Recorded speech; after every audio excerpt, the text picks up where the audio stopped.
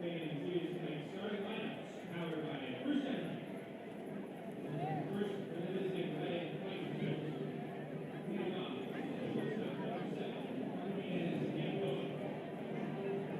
The second baseman, number 4, Walton Guthrie. The center fielder, number 38, Matt Healy. The third baseman, number 12, Daniel Rita. The right fielder, number 10,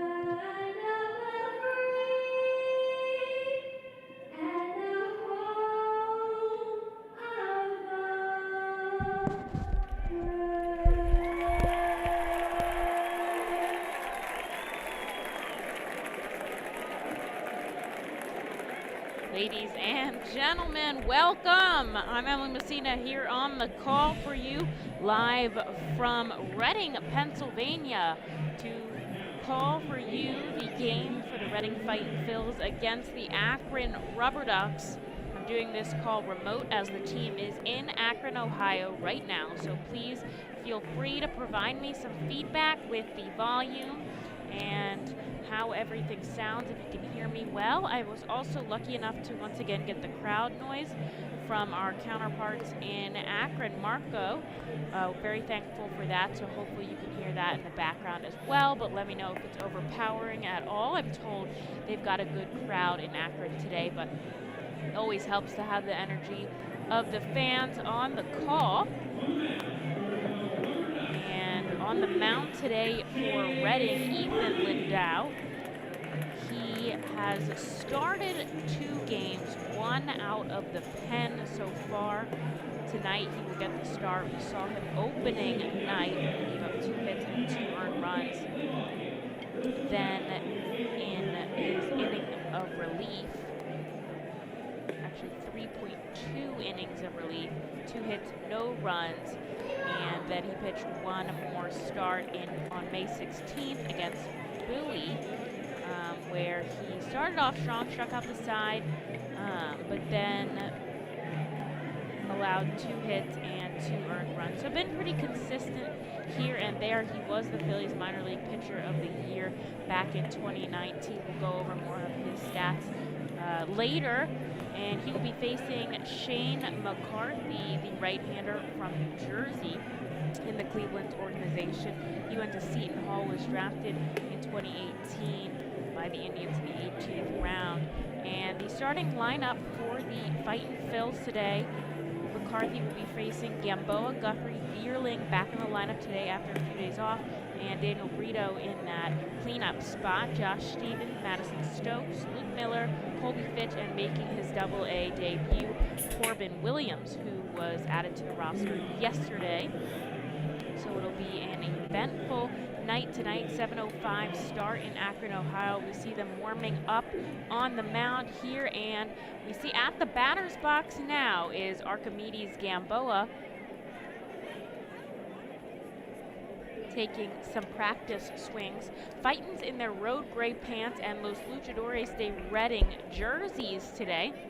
Brought the Copa with them. Here's the first pitch by McCarthy, outside for a ball. Akron wearing baby blue egg-colored jerseys, I would call them, with white home pants. McCarthy kicks, fires once again that outside corner. Not called. A strike. We'll get to those umpires. Behind the plate to umpires for tonight, and behind the plate for Akron, Bo Naylor once again. McCarthy kicks, fires. He'll get the called strike right down the middle this time.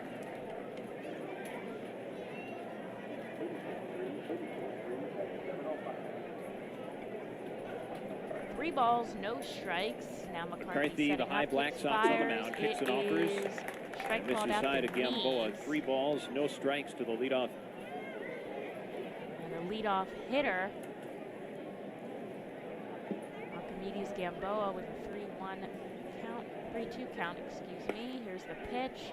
It's below the knees, and he'll take his base. So Gamboa heading up to 15 walks now. He fell from the lead spot in the Double-A Northeast, but he had 14, now 15, which will take back the top spot once again. So pretty impressive for Gamboa.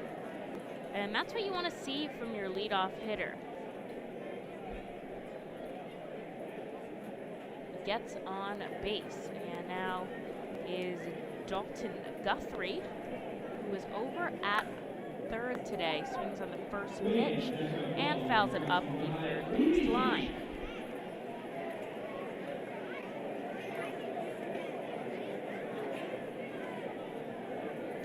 Shane McCarthy, as I said, drafted in 2018. He spent 2019 between the rookie league for the Indians and Lake County, which at that time was their low A. Now another high A, I believe. Called strike at the corner. Gamboa on first after being walked top of the first inning here in Akron, Ohio.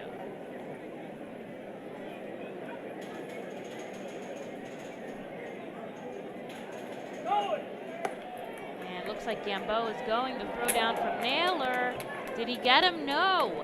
Second baseman Palacios dropped the ball there. The throw was good, and it sort of seemed like Gamboa was almost jogging in. He was there in time. Nice slide there by Gamboa to get under the tag, and ultimately the ball bounced out of the glove of Palacios. Strong throw by Naylor. So a stolen base to Gamboa, as he's now in scoring position here with no outs in the top of the first. Count 1-2 to Guthrie. He takes one low.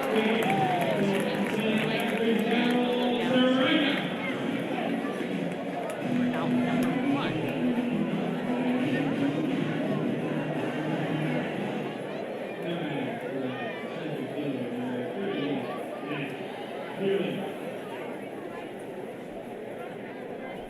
That'll bring up Matt Bierling, who's seeing some at-bats for the first time in this series against Akron. Had a couple rest days, and is back in action in center field tonight.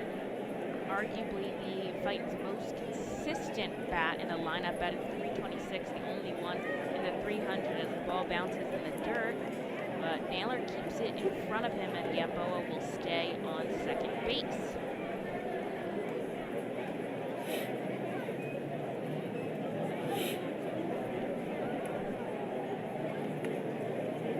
He's got 14 hits this season, 4 doubles and 4 home runs for 8 RBIs. Very consistent, usually batting third or fourth. He drives one into deep left field, going back. Benson at the wall. It's over the wall. And in his first at-bat back here in Akron, Matt Bierling sends one over the fence in left field. A 2-run shot as the Fightins start this game off strong. And the crowd is a little bit dull here in Akron. Not what they hoped, but exactly what the Fightins wish to see. Is he just took a fastball left right down the middle over the wall, and Benson out left just standing watching it pass. Nothing he could do about it. Beautiful piece of hitting there by Matt Bierling, and the Fightins are up 2-0 here in the top of the first with only 1 away. Pretty impressive start for the Fightins. When they score first, they are 1-3.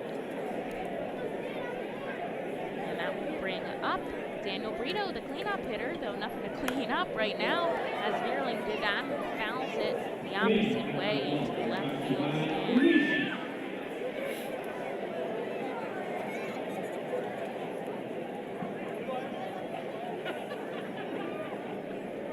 Shot a 2-run, Bierling, excuse me, shot a 2-run bullet over the fence. Big swing and a miss there for Brito.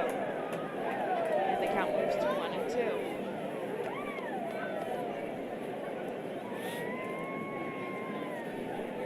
Titans already played a 2 here in the top of the first as Brito makes contact to the second baseman Palacios over first and 2-away here.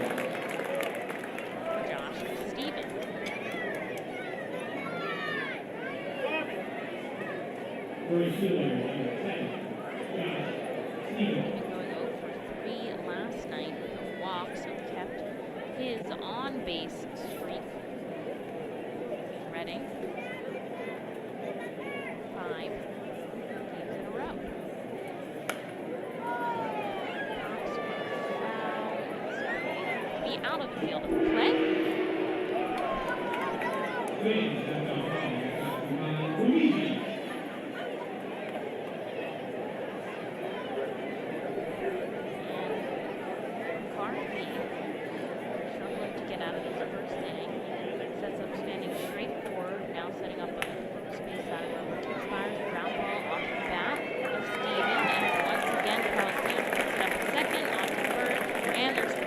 Not before the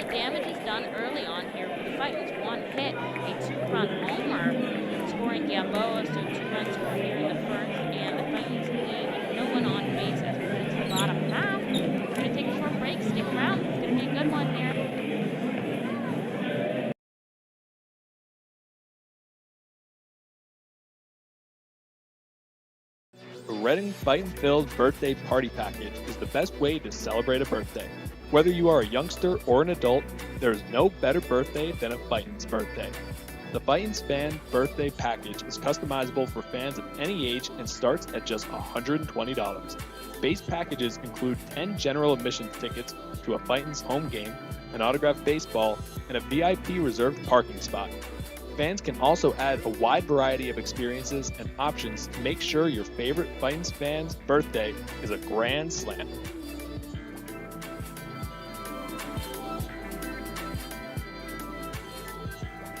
Customers Bank is a proud continued partner of the United Way of Berks County and the Ready, Set, Read initiative. Ready, Set, Read programs focus on improving literacy skills for children from birth through 3rd grade. The Fundamentals of Reading are a community-wide initiative that bring together schools, businesses, organizations, and individuals throughout our area to improve early grade reading success. Customers Bank and the United Way of Berks County are committed to reading success and urge you and your business to support this worthwhile initiative. For more information on Ready, Set, Read and how you can become involved, please visit readysetreadberks.org. And thank you, Customers Bank, for your continued support.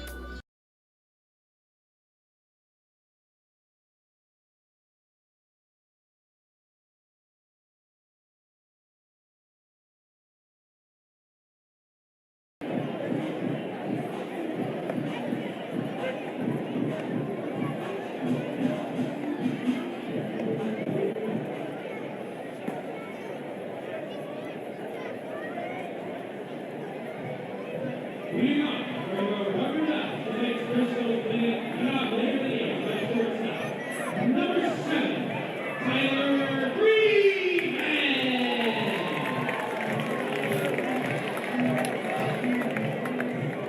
Gear up for the fight. Back in the bottom half of the first inning, the Fightins take a 2-0 lead over the Akron RubberDucks.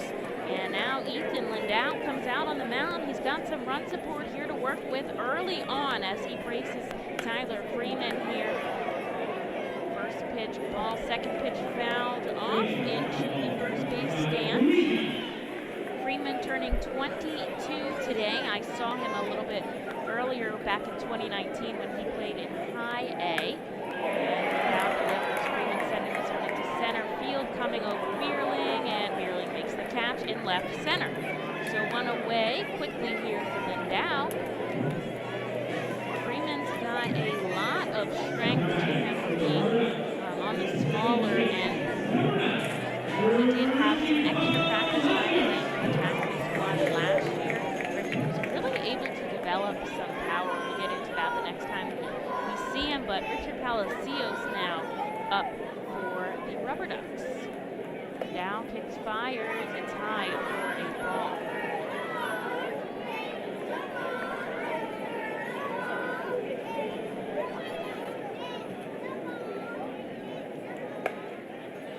And now the pitch comes in the outside corner. Tonight's Fan Zone team leaders are brought to you by North Point Bank, Joanna Arias. Here are the leaders in each category. Well, hitting, as we said before, Matt Bierling, 326. As Palacios takes a called strike at the knees. And home runs, we got a couple of leaders, a couple guys with 4, Luke Miller and McCarthy Tatum both have 4. The team has 18 home runs. Here's the 1-2 as Palacios fouls that. Pretty impressive. And a couple guys with 8 RBIs as well. On the pitching side, lowest team ERA is currently belongs to Brian Marconi and Brendan Zarbisky, as another one is fouled off by Palacios. They both have not allowed a run across the plate in 4 innings and pitched a double-A after being called up from Jersey Shore. And Tyler Carr leads the team in strikeouts with 13. 1-2 again from Lindau, and great framing there behind the plate by Colby Fitch. Did not get the inside strike call from Phillips behind the plate.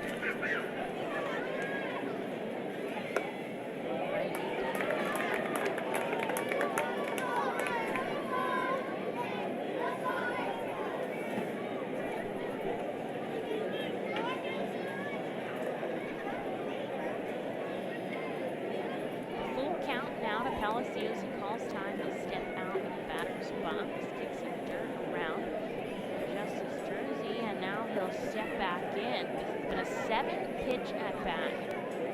Palacios now the lefty kicks, fires, it's low, it bounces into the net, and there will be a runner on. One away as Palacios takes first on a run. Those are tonight's fans of 2 leaders brought to you by RubberDucks Bank, Joanna Arias. Buy or refinance at home. Look no further than Joanna Arias. Arias at RubberDucks Bank strives to bring value to customers by offering client-focused financial products and services. Contact Joanna today at 844-554-9969 or at North Point Bank, conveniently located at 1105 Berkshire Boulevard, Suite 380 in Wildison. And now Alex Call at the plate. He'll take a first pitch strike at Phoenix.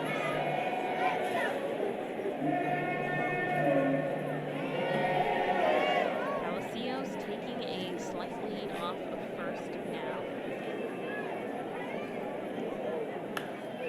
Down, fires, foul ball.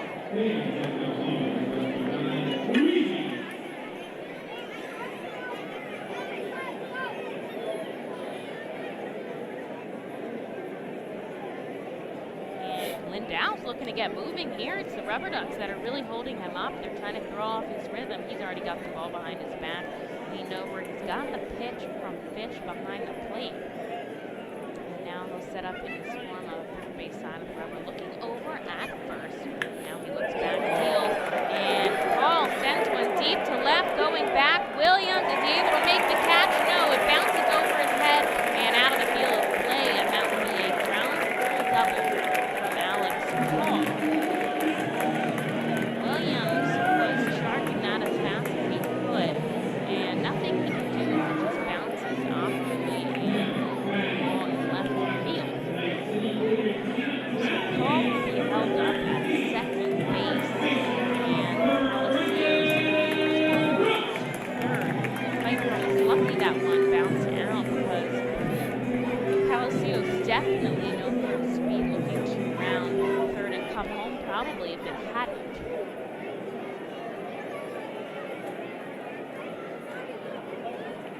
And that will bring up the cleanup hitter in Trent Brooks. Brooks takes the first pitch and strike at Phoenix. And now the number 25 prospect in the Fighting system, just one of 4 ranked prospects that Reading has to showcase here. Now he'll look back at Call at second, look home, and deal a foul ball, and quickly Trent Brooks falls behind 0-2. 4.7 ERA coming into the day. He doesn't have any decisions to his name as of yet.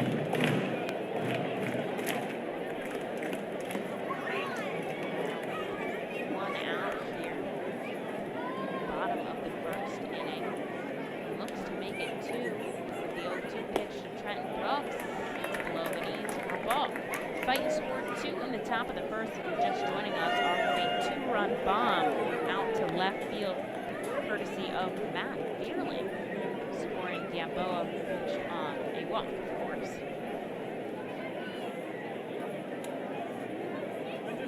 Trent Brooks puts the bat on his shoulder, and we're ready to get back to work here at Canal Park. He'll send one into right field. Coming in is Steven. He'll make the play. He'll throw it home. Is there going to be a tag? Doesn't look like there is from my angle. Hard to tell from the cameras that I've got. It was pretty shallow in right, and Guthrie had gone out there.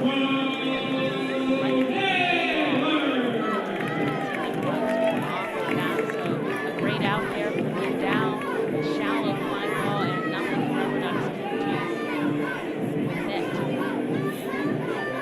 bring up Bo Naylor. Speaking of prospects, is the number 3 prospect in the Indians organization. And if you know Bo Naylor, you probably know Josh. He takes him down the middle for a strike. Josh is an outfielder and a first baseman in the Indians organization right now, up at their major league park, Crescent Field. Bo is also the number 5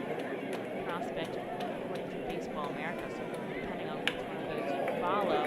Browns one to first. Stokes makes the play. He tosses it to Lindowns and runs to first, and that is enough. So after one hit, the RubberDucks score none, and Titans make no errors, but RubberDucks strand two on second and third, excuse me, so as we head into the bottom, the top of the second, we'll take a short break as we get ready for some more Titans offense.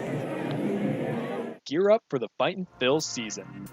Visit the Brentwood Industries Fightin' Phils team store at First Energy Stadium, or check out our online store 24 hours a day, 7 days a week at rphils.com/shop. We have a wide variety of Fightin' Phils hats, t-shirts, kids apparel, and more.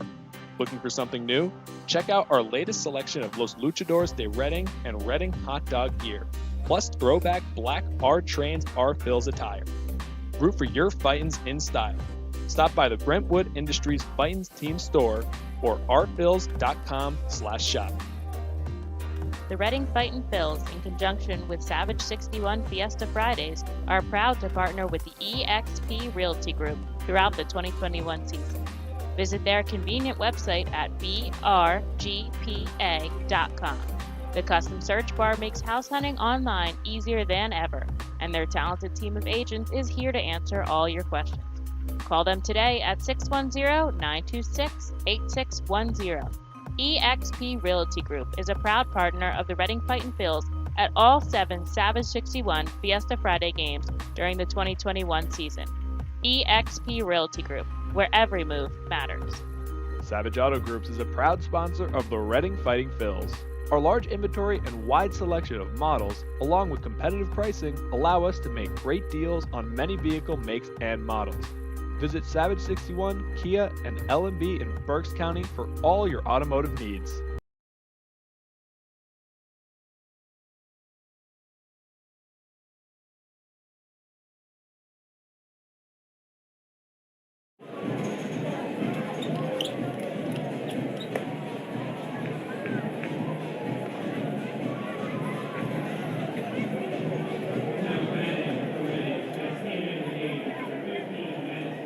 Top of the second we go here in Akron, Ohio.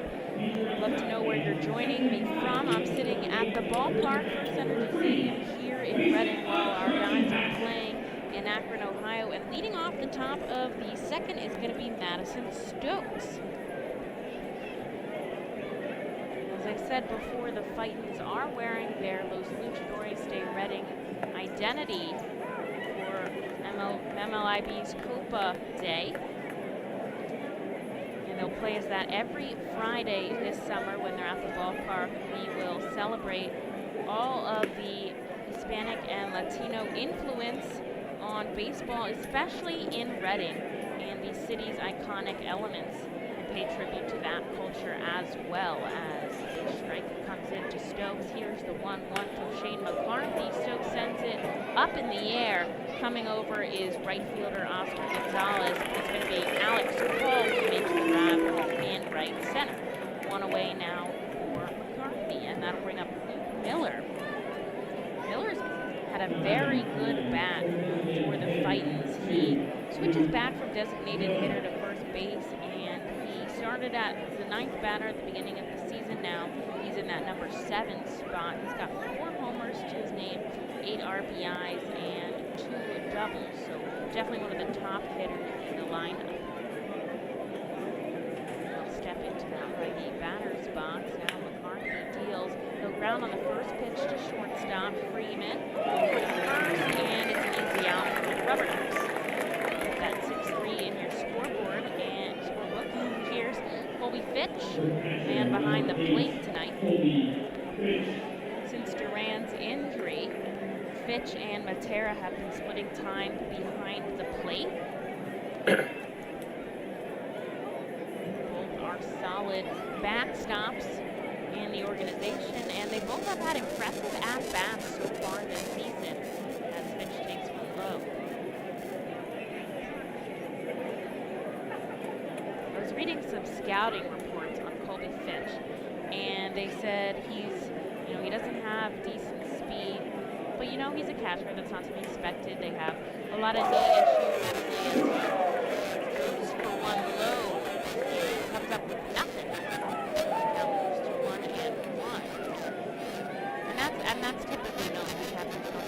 have speed, but they said in this report, he's not going to be taking a lot of bases.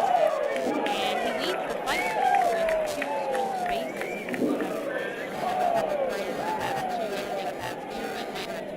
But pretty impressive for him catching from hustling on the bases. And he got himself into scoring position a couple of times when the fight really needed it.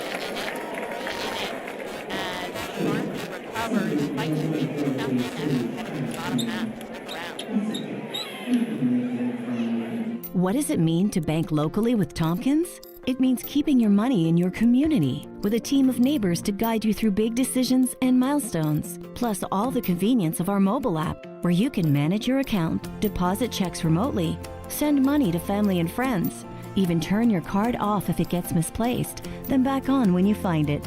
Ready to bank locally with the team at Tompkins? Visit Tompkins Vist Bank online or at a branch to get started. Member FDIC, Equal Housing Lender. Copa de la Diversión is an initiative of MILB which creates alternate identities for teams across the country wishing to better reach out to their Latino communities. The new identity represents more than a luchador. Luchar means to fight for, and luchador translates to fighter. But it also signifies a specific type of fighter, a masked wrestler. The mask logo pays tribute to some of the most notable elements of the city of Reading. Embodied in the luchador's masks is Reading's pagoda, surrounded by 23 sun rays representing the Latin American countries and Puerto Rico. Down the bridge of the nose is Reading's fire tower. Home plate serves as a luchador's mouth, with First Energy Stadium's facade creating the upper lip. Below the chin are train tracks, symbolic of the historic Reading Railroad. And along the side are baseball seams, a nod to Baseball Town's rich history. Fans can look forward to the R-Phils players suiting up in Los Luchadores de Reading caps and jerseys on specific games throughout the season.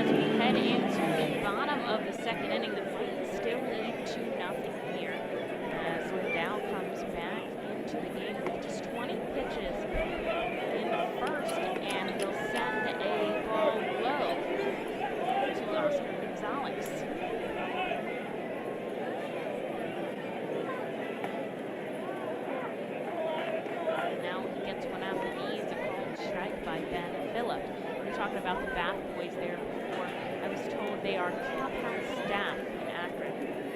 There's some covered individuals that the team is allowed to have. Gonzalez sends one over to Guthrie. A great pickup there deep in the pool at second. On to Stokes quickly one away here in the bottom of the second. So there's covered individuals that your team is allowed to have. Fighters are allowed to have 3 that interact with the players. They have to be tested daily. Because we have spread out, our players are not allowed to go in the clubhouse. There's quite a bit of them, and the clubhouse doesn't have enough space to accommodate all of them with the distancing. So we have 3 separate areas where the players stay as Will Benson fouls one up the right blue line. So we have those three clubhouse guys, and they're the ones that do the interacting with the players. And so it seems like it's probably similar in Akron, as they have their clubhouse attendants doing the duties of a backman.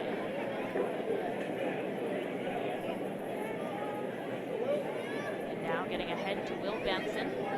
Here's the 0-2 from the lefty. He doesn't get the strike call. Great framing there. What's so important about that framing is if you get a couple more strikes because of that, it can really change the game. 1-2 is low. And the difference between framing it and framing it well is absorbing the ball into your glove as you move your mitt at the same time, which can be difficult because you have to make sure you catch it, but you don't want it to be so structured where you catch it and then you move it. The guys have told me a lot about how absorbing the ball and moving your mitt at the same time really makes a difference in getting those strike calls. Dow, love at the face. Here's the 3-2. It's inside, so Will Benson works his way back and gets a long after the down.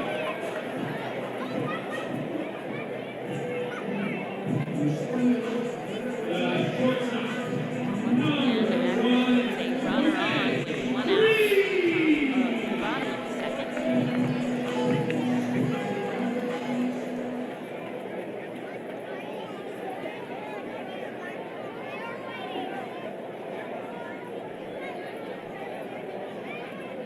Talking to Dow about his strengths as a pitcher as he throws one outside of Jose Furman, and he said he understands and he knows that he does not have the velocity that some guys have.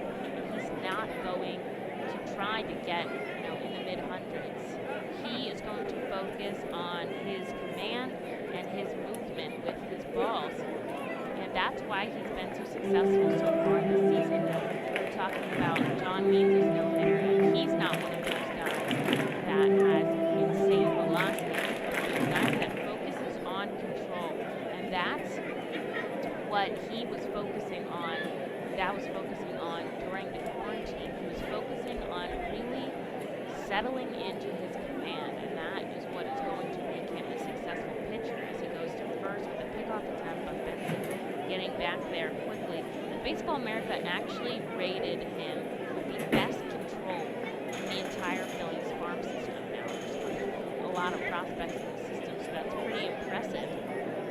He's got decent velocity, though. I'm not going to undersell that. He's 87 to 90 usually with his fastball. He also features a great cutter and a changeup, which he rates as his best pitch.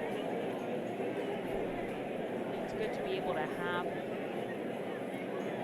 quite a number of pitches as Jose Furman sends one deep to left field. At the warning track is Williams making the basket catch at his knees, and what looked like a powerful ball ended up just being a casual out in left field. So 2-away now with Will Benson on first, fighting the lead 2-0. Bottom of the second from Marco Gonzalez.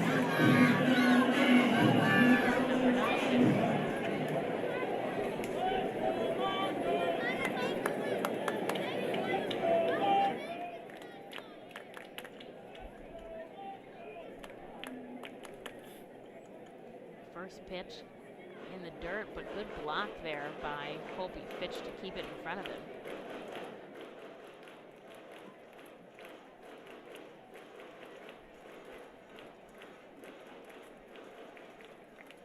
Reading 2, Akron 0 here in the bottom of the second inning with 2 outs.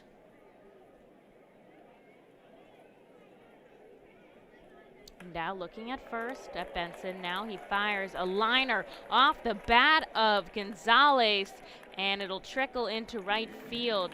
Going to third is Benson, but he'll be held up by the coach there. And nice liner single from the number 9 hitter to get on base. Runners on the corners now as Akron's threatening here with 2 outs at the bottom of the second. And something I think should be noted on that play, which doesn't matter as much that the runner wasn't trying to go, but great backup by Ethan Lindau. Immediately, as soon as the ball was in play, he's backing up Brito at third, making sure that if they go for the throw there, it does not get past him and more damage isn't done. And having that foresight is really important. And that one bounces. Not sure if they'll record that as a pass ball or a wild pitch, but Benson scoring as the ball gets away from Colby Fitch. And we'll see how the official scorer chooses to rule that. It was in the dirt, but just bounced over the head then of Fitch, and easily coming home is Benson as Gonzalez slides to second. So 2-1 now in Akron, Ohio, as the RubberDucks plate one off of, I would say, a pass ball, but we'll see what they record that as. Hard to tell with the camera angle that I've got going on here.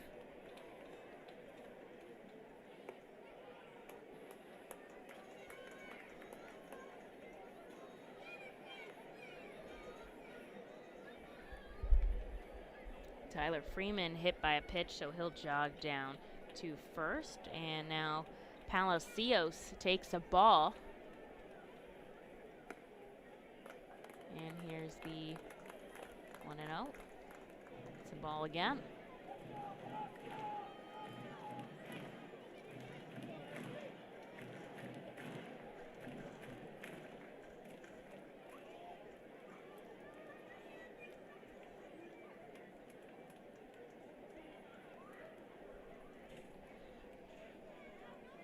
And so that would be ruled a dead ball off of Tyler Freeman, and it's not going to count. So Benson did end up having to go back to third base. So now the bases are loaded here for Ethan Lindau. And a 3-0 count to Palacios, and there is no place to put him here. Bases are jammed. Reading 2, Akron 0 here in the bottom of the second with 2 away. Here's the pitch by Lindau, right down the middle, a called strike. And you knew that Palacios obviously not swinging on a 3-0 count, looking for Lindau to make a mistake so he can get there freely, and now the count is 3-1. Benson on third, Gonzalez on second, Freeman on first, and everyone takes another bag as Palacio gets the free pass here, and Benson comes home. So now the score is 2-1.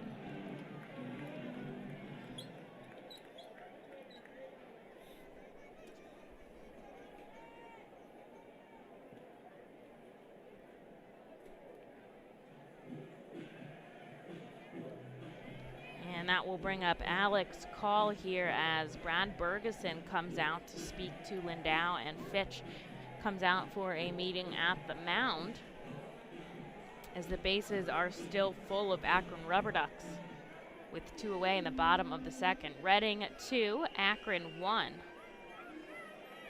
And Lindau looking to get out of this without any more damage. Obviously the RubberDucks fans in the background are looking for them to capitalize here.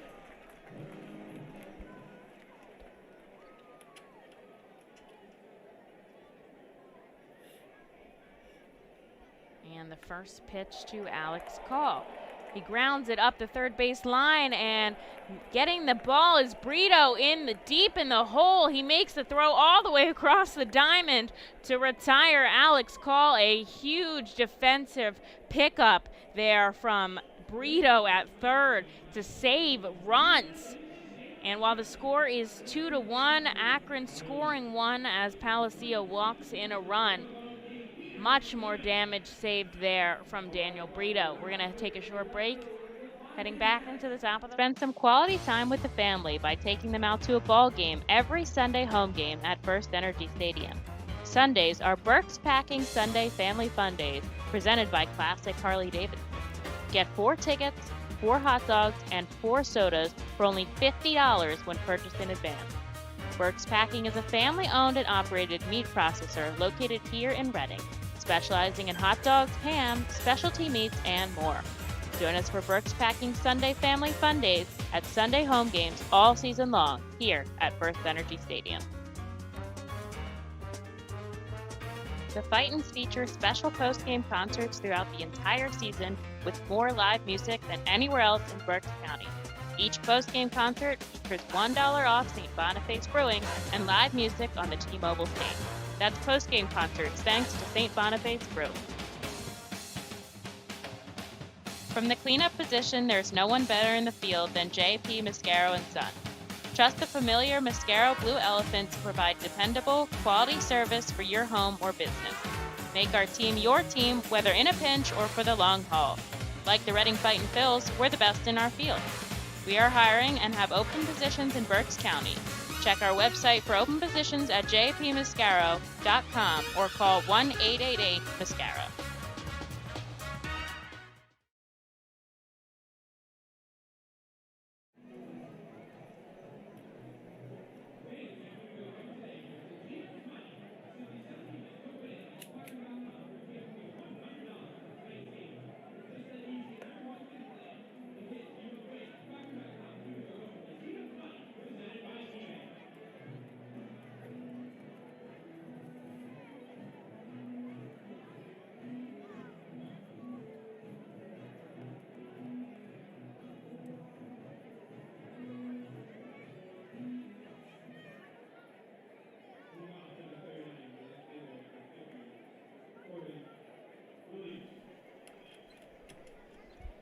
Top of the third inning here at Canal Park as Corbin Williams is set to take his first at-bat in Double-A here as the Fightins lead 2-1. He shows signs of bunt but pulls back as the pitch is way up in the zone.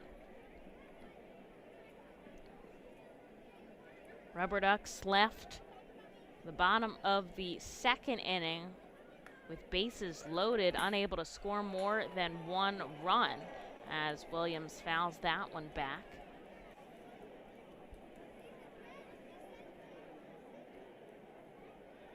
Palacios was able to walk in Will Benson, but Lindau getting out without allowing more damage. And now Shane McCarthy to Corbin Williams below the knees.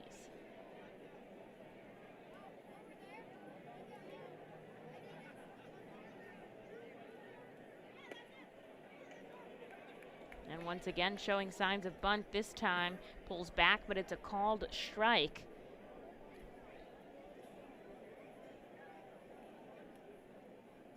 Count evens 2-2. Williams with an open stance, and now he closes it as it's in the dirt. What I mean by that is the righty batter has his left foot very wide, and his right foot is in the normal spot you would be in a stance, and then as he kicks for some power, he steps into the usual stance. And he takes one below the knees, and Corbin Williams getting on first base here to start off the third. And that'll bring us back to the king of walks in baseball town right now, Archimedes Gamboa, who led things off with a walk in the first, and eventually ended up scoring on the 2-run home run by Matt Vierling.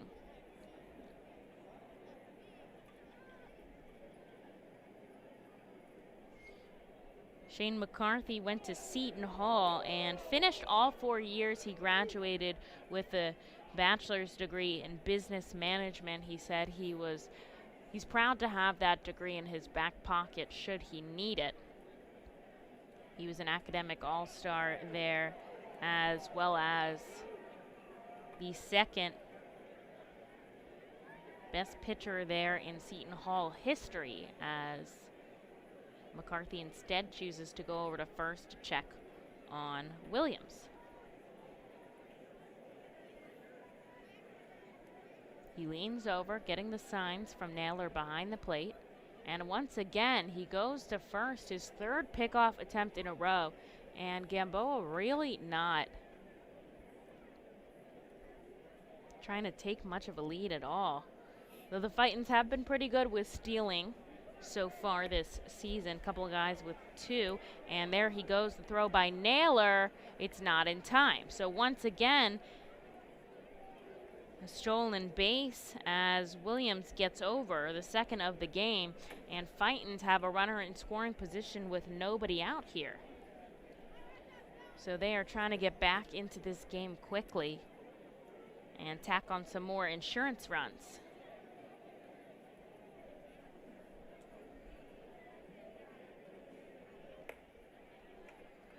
And the pitch is high. Williams sticking on second.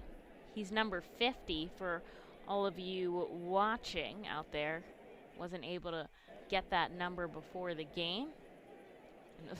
Fightins are having trouble with numbers on the road. They only brought so many jerseys with them, and they went to Bowie first and now Akron. So 2 weeks on the road gets tough when you have a lot of roster transactions.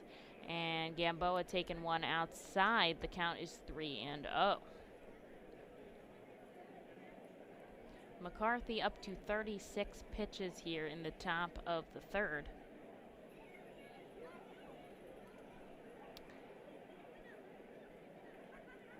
And here's the 3-0 to Gamboa. It's a called strike at the knees. An exciting fact about Shane McCarthy is that he's actually pitched a perfect game in his life. When he was pitching at Seton Hall against LIU Brooklyn, he threw a perfect game in college. 88 pitches, 69 of them were strikes, and he went 10-0 that season. So pretty cool to have that under your belt as Gamboa makes his way down to first, and that's 2 straight walks from Shane McCarthy and Gamboa's second of the day.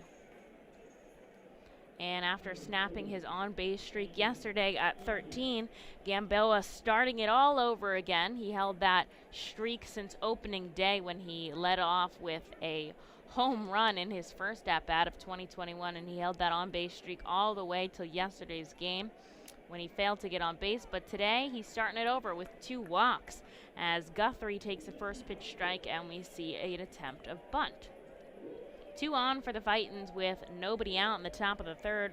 The score, Reading 2, Akron 1.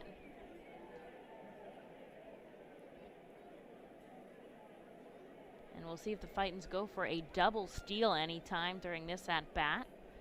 Here's the 0-1 to Guthrie again with the bunt. This time it's in the dirt. He pulls back, and Williams caught off of second. The target throw there from Naylor behind the plate to Freeman at second, and they're going to call Williams out as he was just too far off the bag. So 2-6 there in your scoreboard. The call being made by Fornarola, the third base umpire. And Williams unfortunately getting nabbed as he was in scoring position. So now 1 away with Guthrie still at the plate. We'll see if he shows signs of bunt. Probably not at this point without the runner on second anymore. And he'll take a ball low. No signs of bunt there. Guthrie struck out swinging in his first at-bat.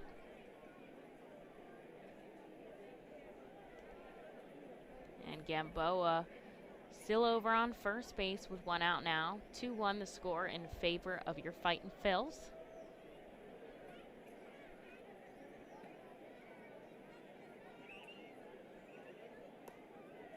And McCarthy deals it inside. Guthrie has to pull away before it hits him in the elbow.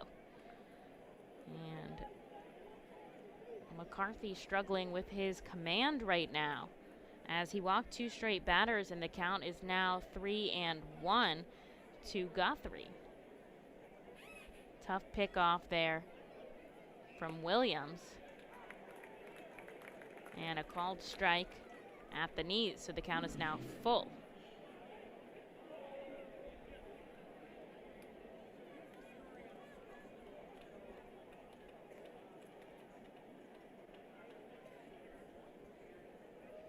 McCarthy setting up on the first base side of the rubber. Bent left knee, now he kicks, fires, and Guthrie sending it foul once again.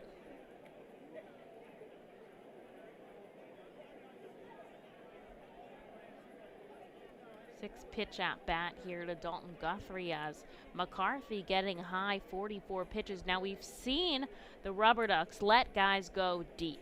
We saw Juan Hillman go 6. We saw Alex Royalty do the same mid-90s pitches yesterday. Fightins really hold their starters to about 50 as Guthrie sends one deep to left field. Going back, Will Benson at the warning track. He makes the catch.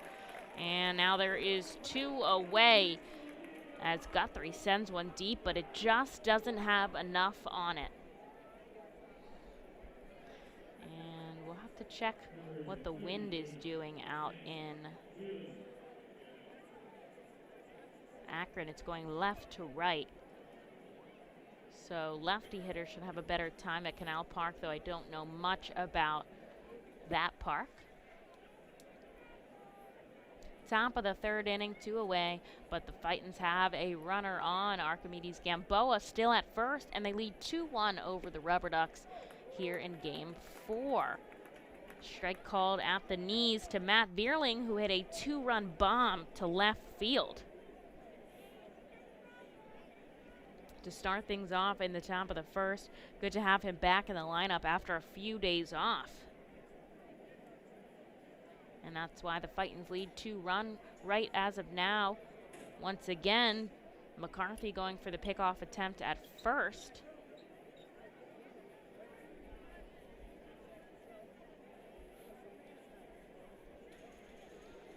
And the 0-1 now to Matt Vierling. And he'll chop it foul behind home plate. Vierling, a lot of extra base hits to his name thus far. Leads the team in hits, 14, average with 326.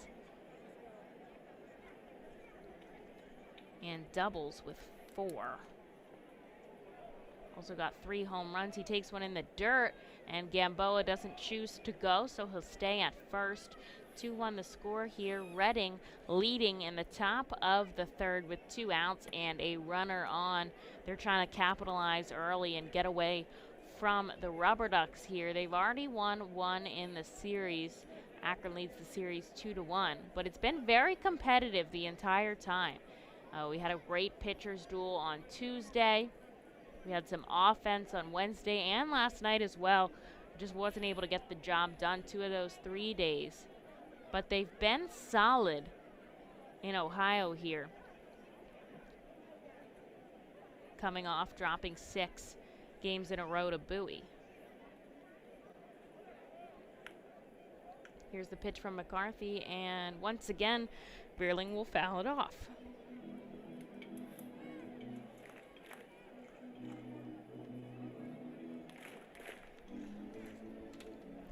Nice crowd in Akron, it sounds like. Lots of fans there for a Friday game, and I've told they have fireworks. And Fightins will have fireworks 4 games next homestand from Thursday through Sunday. So you can look forward to that at First Energy Stadium. And here's the 1-2. It's low as Naylor tried to bring it up into the strike zone but doesn't get the call from Phillips.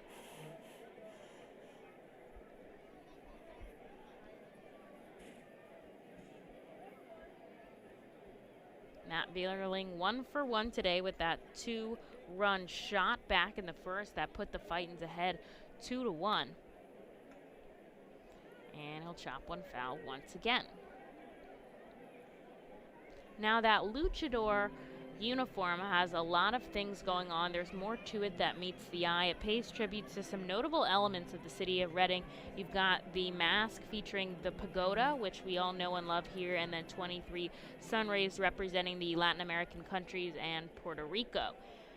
More than 64% of the city of Reading is made up of Hispanics or Latinos, which is over 57,000 residents. So The team is really trying to pay tribute and honor to that part of the fan base here, and we know the contributions they've made to the sport of baseball. As McCarthy will go down looking, he takes a called strike on the outside part of the zone, and the Fightins will strand one on. They don't score here in the top of the third inning. As we head into the bottom half, it's still 2-1. From the cleanup position, there's no one better in the field than J.P. Mascaro & Son. Trust the familiar Mascaro Blue Elephant to provide dependable quality hauling, disposal, and recycling service for your home or business. Make our team your team, whether in a pinch or for the long haul. Like the Reading Fightin' Phils, we're the best in our field. We are hiring and have open positions in Berks County. Check our website for open positions at jpmascaro.com or call 1-888-MASCARO. Join us as we celebrate Reading's Hispanic and Latino culture during 7 Friday home games this season. With Savage 61's Fiesta Fridays, presented by Alex Batanzas of eXp Realty, Humane Pennsylvania, Supportive Concepts for Families, Children's Home of Reading, and Mao Beer. Fiesta Fridays features special Los Luchadores de Reading uniforms, Hispanic and Latino food and music, and other cultural events throughout the ballpark. Get your tickets now by calling 610-370-BALL or visiting us at the Weidenhammer ticket office at First Energy Stadium.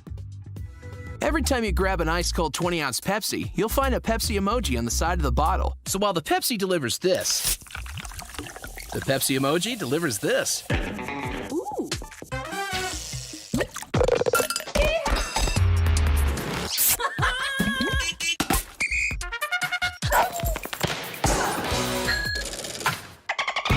So go ahead, crack open a Pepsi and tell the world how you feel and what you love with Pepsi emojis. Say it with Pepsi.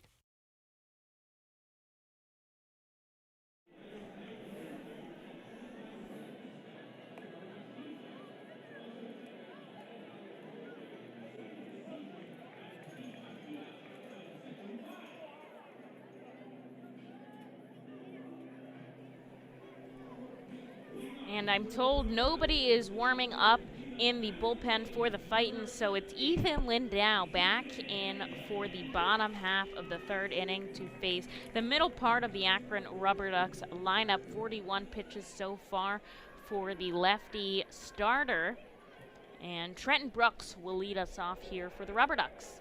And Lindau pegging him on the back, and he's shaking his head as he's not really sure what that one was. He just looked like he kind of loafed it over the plate, and it just pegged Trenton in the back, but it didn't seem like too hard as he's shaking it off here, and looks like maybe it slipped out of his hand as now he's grabbing the rosin bag and some dirt and trying to shake that off. So Akron will start this half inning with a runner on as Trenton Brooks reaches base for the first time tonight, and now Lindau's looking back at Gamboa at short. They exchange a couple words, and now Bo Naylor steps into the lefty batter's box. First pitch, a called strike on the outside corner of the plate. The one thing I'm missing here in my remote setup is a radar gun. Wish that I could see that, but unfortunately don't have that capacity right now, though really grateful for the crowd noise. I feel like it makes the broadcast much more fun, as that one just misses the outside part of the strike zone. 2, Akron 1 here in the bottom of the third inning. Both teams have had a couple of opportunities so far in this game, but the score 2-1 now in the bottom of the third, and another called strike to Bo Naylor. So it's 1-2 to the catching prospect. Naylor says he likes to work with younger pitchers in this AA organization. He likes to create a strong relationship with them, which he feels is the best way to have control behind the plate. You know, there's a lot people talk about the pitchers, but a lot of it goes into the catchers as well, as they're calling the game there. They have to know what's coming and know what works in that situation. So there's a lot of baseball knowledge that's required to be behind the plate. Some of the most astute guys back there. And here's the 2-2 from Lindau, and it's high, and the count is now full. So Trenton Brooks over on first after being hit by a pitch, and a full count here to Bo Naylor. with no outs in the bottom of the third. Akron trying to cut into the Fightins' lead. They're down by 1 here early on. And here's the full count pitch. It's a big swing and a miss as Bo Naylor goes down swinging, and a big first out there for Ethan Lindau to reestablish dominance after hitting the first batter of the inning.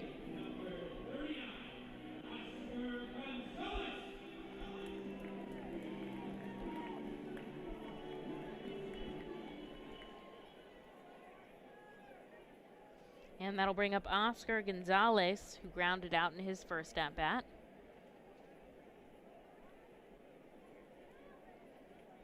Lindau looking over at Brooks on first. Instead, he'll go home, and it's low for a ball.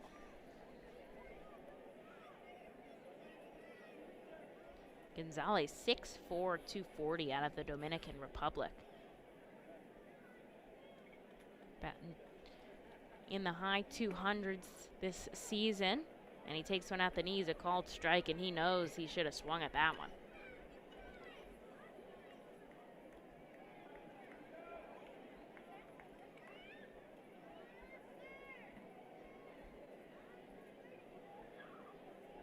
Two-1 Reading leads. One out here in the bottom of the third as Gonzalez fouls one back and falls behind in the count 1-2. Lindau is part of the piggyback that the Fightins are doing. Mainly a starter, but we will see him come first out of the pen, probably in his next outing, going back and forth, back and forth. He did get the opening day start. And here's the 1-2 to Gonzalez. And he highs it in the sky, going back. Guthrie, he's on the outfield grass, and he makes the catch. And now 2 away. So a far pop-up out of second, but Guthrie there backtracking and makes the nab.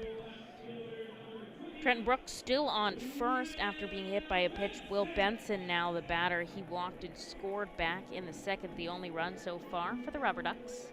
And the Fightins' 2 runs come from a 2-run bomb to left field thanks to Matt Bierling. So here's Will Benson, the left fielder today. Lindau looking over at first. Now he'll go home, a called strike at the knees. Benson, 6'5", 230 out of Atlanta, Georgia. He's a first-round pick in the organization. He was one of their top prospects, but has fallen out of that top 30 list. And here's the 0-1. It's low. Great block there by Colby Fitch. And we were talking before about how Fitch does that one knee out like Real Muto does, and it's really helped him block a bunch of balls that probably would have got by him and allowed runners to get in scoring position. So it's really working out for him, and he says that he likes that stance and he'll choose it most of the time, but when there are runners in scoring position, and Benson will drive that one just foul. When there are runners in scoring position, he prefers to be in the crouching position just because he can get up better if there's going to be a play. But he likes the other position when he can block. So he'll go back and forth as he's practicing that, trying it out, and learning with it. And Real Muto did hit the IL today. Unfortunately, he was on the roster for 6 games that he didn't play, and then finally Philadelphia decided they needed that spot. So he hit the IL, so he'll be out for, I believe, 7 days is the minimum, as Benson chases ones and comes up with nothing. And Lindau gets him to go down 1-2-3 after hitting Trenton Brooks, and adds another 2 strikeouts to his belt.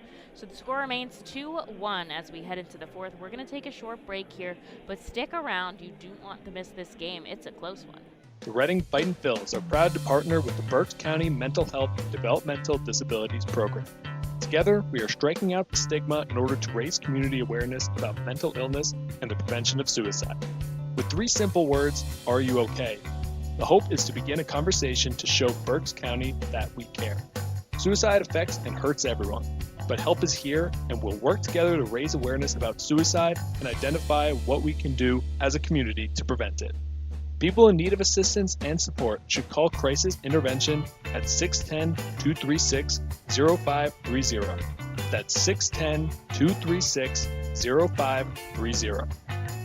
Cornwall Manor is an active senior living community on a 190-acre wooded campus in Cornwall, Lebanon County. The community offers independence and opportunities for wellness and fitness, as well as educational and musical programs, and the peace of mind of having convenient health care on site. Cornwall Manor offers a range of residential choices from apartments to homes. Prospective residents are welcome to visit us for lunch and have a chance to learn more about the community. More information is available online at cornwallmanor.org. Cornwall Manor, celebrating 70 years of senior living.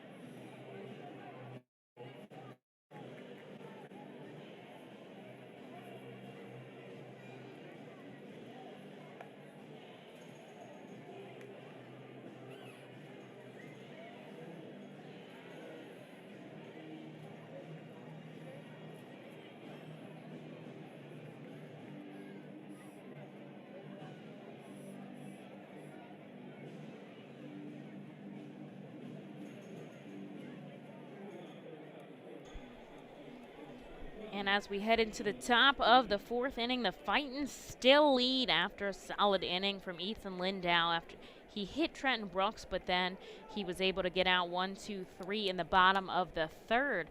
And leading things off for Reading is going to be Daniel Brito. Reading leading 2-1 here. Still early, though. Brito chops one up the middle. Coming across is Palacios at second, and he's able to get it to Brooks in time. It bounced over the head of McCarthy on the mound, and coming all the way towards second was Palacios. He was shaded towards first, but a solid athletic play by the second baseman, and quickly one away now for Josh Stevens.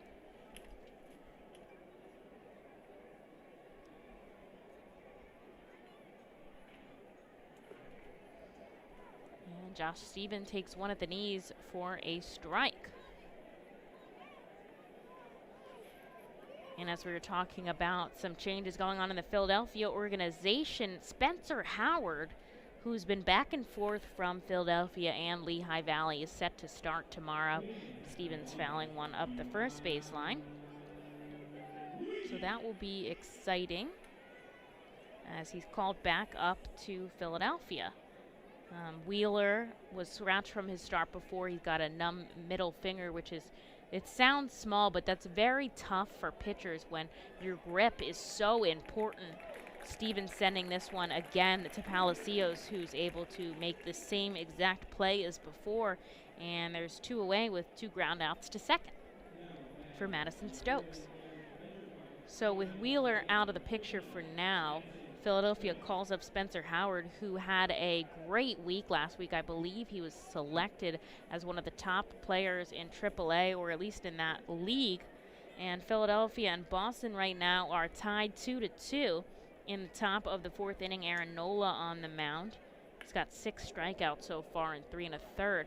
And right through the middle goes Madison Stokes, who's been on fire these past few days, and he'll get on base here in the fourth with 2 away. Stokes yesterday with a 2-hit day and a 2 RBI day as he sends one right up the middle. And 2 away now in the bottom of the fourth, but the Fightins got something stirring. They only lead by 1, 2-1 here, but looking to extend that lead now with Luke Miller at the plate. He's 0 for 1 today, grounding out. And Juan Segura homered to score Andrew McCutcheon, so that's how the Phillies got their 2 runs. And they're tied with the Red Sox in the 4th as Miller takes one in the dirt for a ball.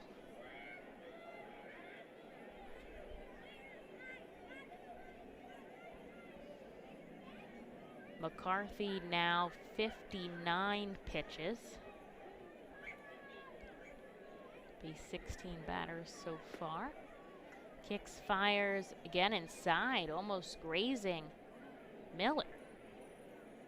I've seen a lot of hit batters so far this season, which more so than I think I normally see, and I wonder if that's just guys who over quarantine, they were pitching, they were throwing bullpens, but not a lot of time with a batter in the box. So it might be a little bit different there as they settle in for that. And McCarthy finally gets a called strike, 2-1 now. That's something that could take a little bit of time to adjust to. Again, we have seen the same thing in the minors. A couple of guys hit in the face. Bryce Harper, Kevin Pillar, who's out for a little bit recovering. And McCarthy with the 2-1. Miller chases it, and Naylor's throw down to Palacios. They will get Stokes for the 3rd out. So when we come back in the top half again, Miller will still be up because Stokes recorded that 3rd out. And as we head into the bottom of the 4th inning, we're going to take a short break here in Reading, Pennsylvania. Cornwall Manor is an active senior living community on a 190-acre wooded campus in Cornwall, Lebanon County. The community offers independence and opportunities for wellness and fitness, as well as educational and musical programs, and the peace of mind of having convenient health care on site. Cornwall Manor offers a range of residential choices from apartments to homes. Prospective residents are welcome to visit us for lunch and have a chance to learn more about the community. More information is available online at cornwallmanor.org. Cornwall Manor, celebrating 70 years of senior living. Feasers Incorporated, a family-owned, full-line food service distributor located in central Pennsylvania. Services restaurants, sporting facilities, theme amusement parks, healthcare facilities, educational facilities, and other institutions throughout Pennsylvania and the Mid-Atlantic region. For over 100 years, Feasers and its employees have committed themselves to making customer service their highest priority. Feasers works hard to provide customers with the products they require, delivered by their helpful fleet drivers. Feasers is large enough to serve and small enough to care. For more information, call 800-326-2828 or Feasers.com. ROG Orthodontics is the proud official partner of the ROG Orthodontics Fightin' Phil's Kids Club. Join today at Fightins.com to get your free ROG Orthodontics Kids Club t-shirt and visit FantasticSmiles.com for more information on all the great work that ROG Orthodontics provides. ROG Orthodontics and the Reading Fightin' Phils, 2 great hometown partners.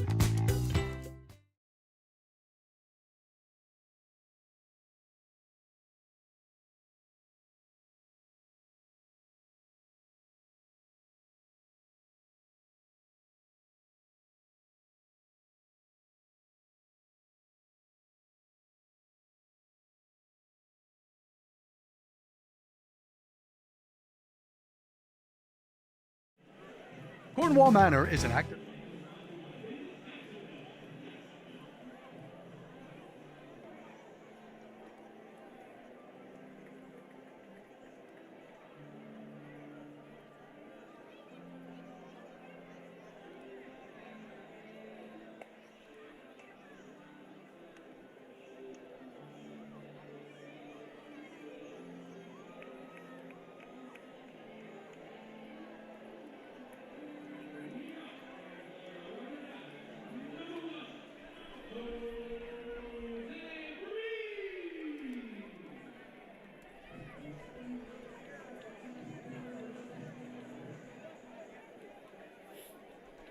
Back for the bottom of the 4th inning, and we do have a pitching change at Canal Park as out goes Ethan Lindau and in comes Billy Sullivan, who was added to the roster today, and quickly Jose Furman getting a hit off of Sullivan as he grounds one up the middle into center field on the first pitch in the bottom of the 4th inning. Billy Sullivan was called up today from Jersey Shore.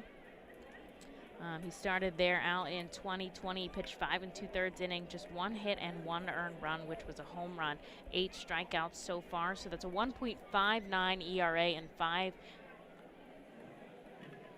innings as Marcos Gonzalez swings on the first pitch again to Gamboa at short. That's a 6-3 out there, but moving to second is Jose Furman. So Billy Sullivan is working extremely quickly here, not even giving me a chance to talk.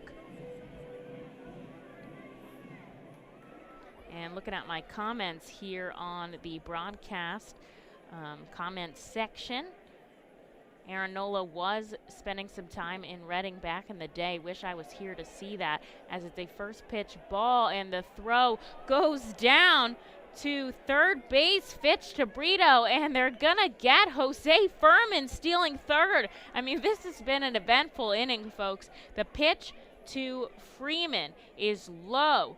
Fitch picks it up and throws it to Brito. Brito able to get the tag, not before he slid in, but he slid too far off the back, and Brito still had his glove on him with the ball. So there's 2 outs now, and Billy Sullivan erases that first batter single very quickly. Nice throw there by Fitch to pop up in time. That's what we were talking about earlier, as Freeman now takes a ball to count 2-1.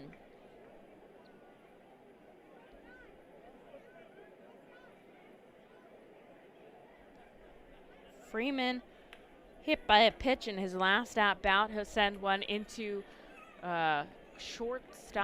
second base, and it's a quick 4-3 play there as Guthrie sends it over to Stokes, and we're out of this inning as quick as we were in it.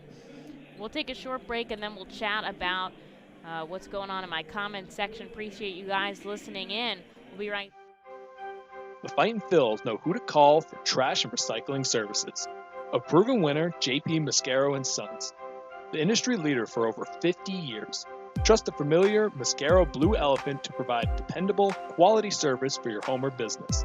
That's JP Mascaro & Sons, one of the top companies in its industry. Trash and recycling services for home, business, and industry. We are hiring and have open positions in Berks County. Check our website for open positions at jpmascaro.com or call 1-888-MASCARO. JP Mascaro & Sons, ready to serve you.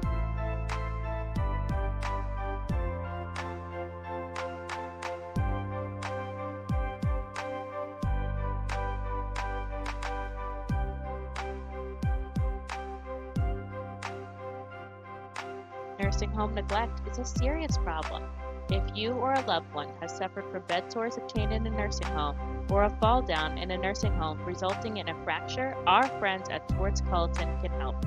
Call the attorneys at Swartz Culleton for a free consultation. Their phone number is 1-800-JUSTICE. That's 1-800-587-8423. Once again, call 1-800-JUSTICE today.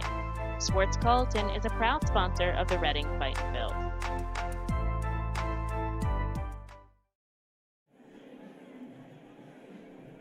Well, we'll get right to it here as we head into the 5th inning. Velasquez is also going through some injuries right now. He was scratched from his start yesterday, also having some injury with his pitching hand back in 2017. He had surgery on it. He's confident that he'll be fine.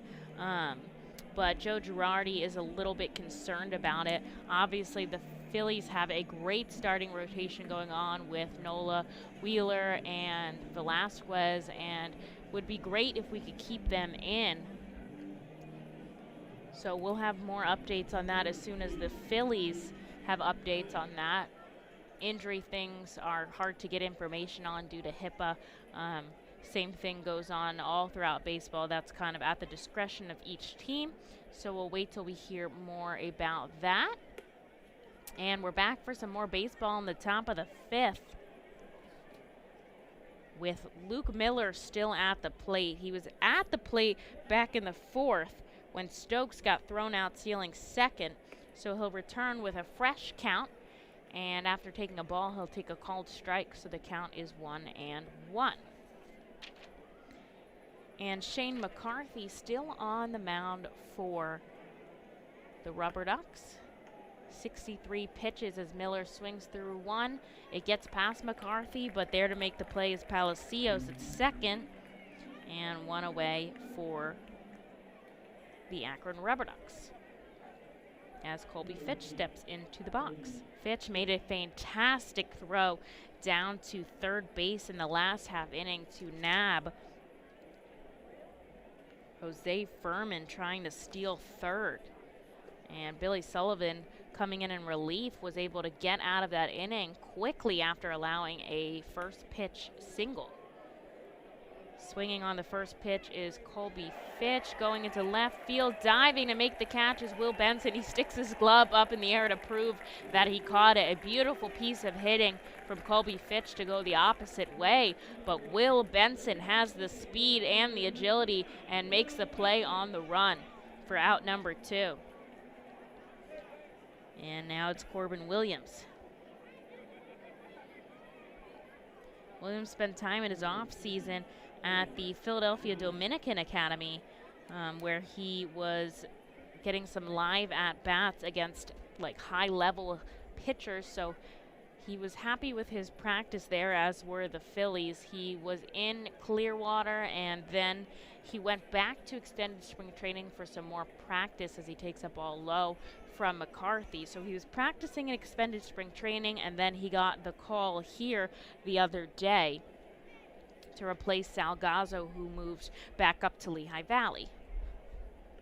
And another one low comes in from McCarthy.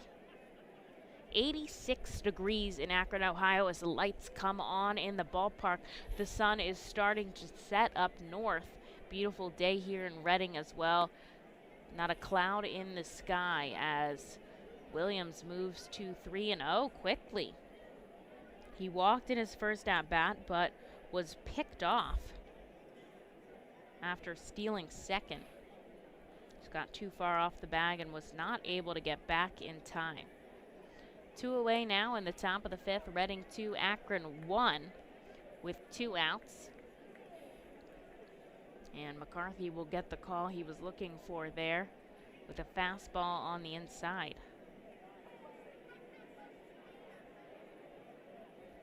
And here's the 3-1 from the righty, and he gets a same strike called inside to Corbin Williams.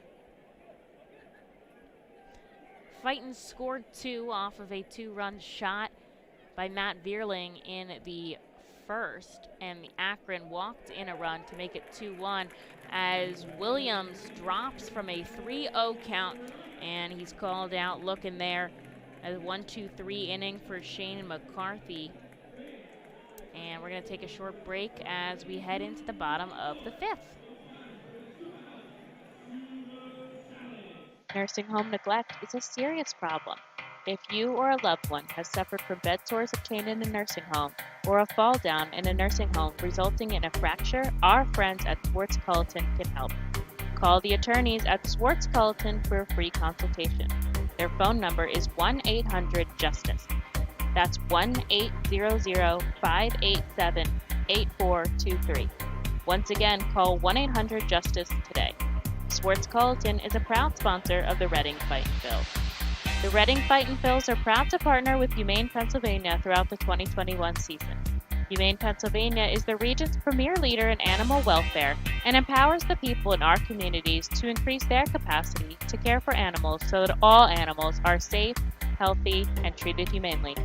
Humane Pennsylvania is proud to be a Fiesta Friday and Bark in the Park sponsor. Learn more about Humane Pennsylvania and how you can help build the best community anywhere to be an animal by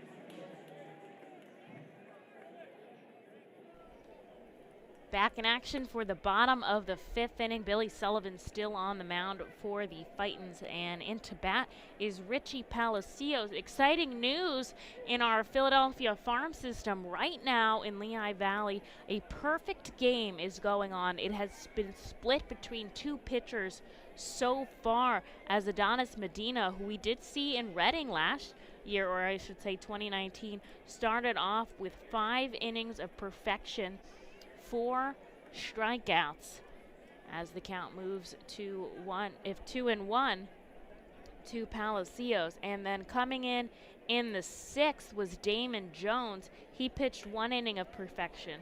So we are now in the top of the 7th, and almost a conundrum out in left field.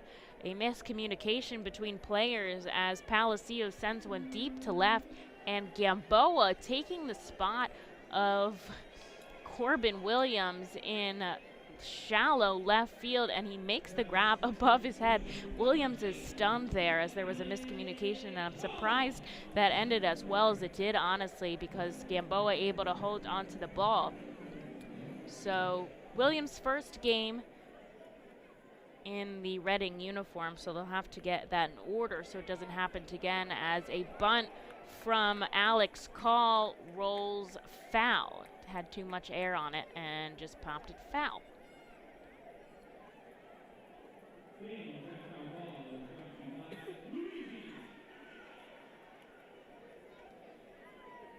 So 1 away for Billy Sullivan in the bottom of the 5th. Fightin' still lead 2-1. And as I was saying before, Lehigh Valley leading 7-0. A Mickey Moniak home run and a couple other singles off their bats put them ahead.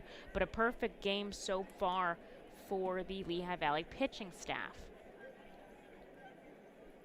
And here goes Billy Sullivan, kicks, fires. He has an interesting arm slot that he goes from, and his leg kick as well. He's a righty reliever, so he's got his left foot on the rubber, and then he kicks super high with his left leg, almost to his foot probably comes up to his face, as the count moves to 2-1 on Alex Call. And then his right arm slot, I would consider maybe 2 or 3 o'clock. I wouldn't exactly call it sidearm, but it's certainly not, straight 12 up there. Definitely on probably a 45-degree angle. 2-2 now to Alex Call.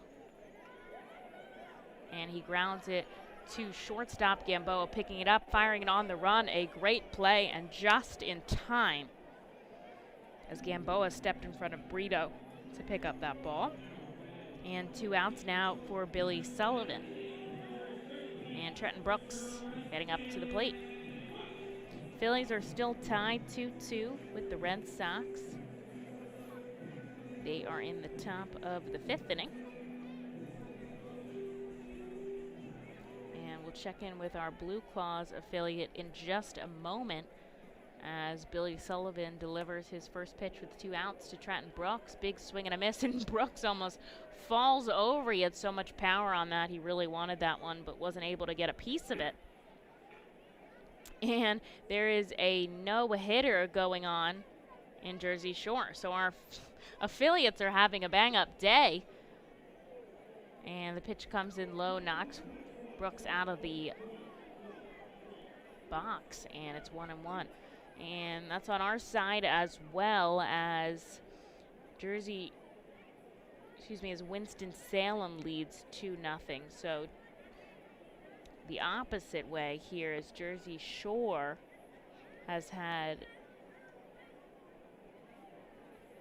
a couple pitchers give up runs, but Winston-Salem is perfect. They have 2 pitchers as well participating in that no-hitter, and that game is in the 7th, it looked like. So busy day in the Fightins farm system. And Billy Sullivan gets a strike call at the knees to Brooks.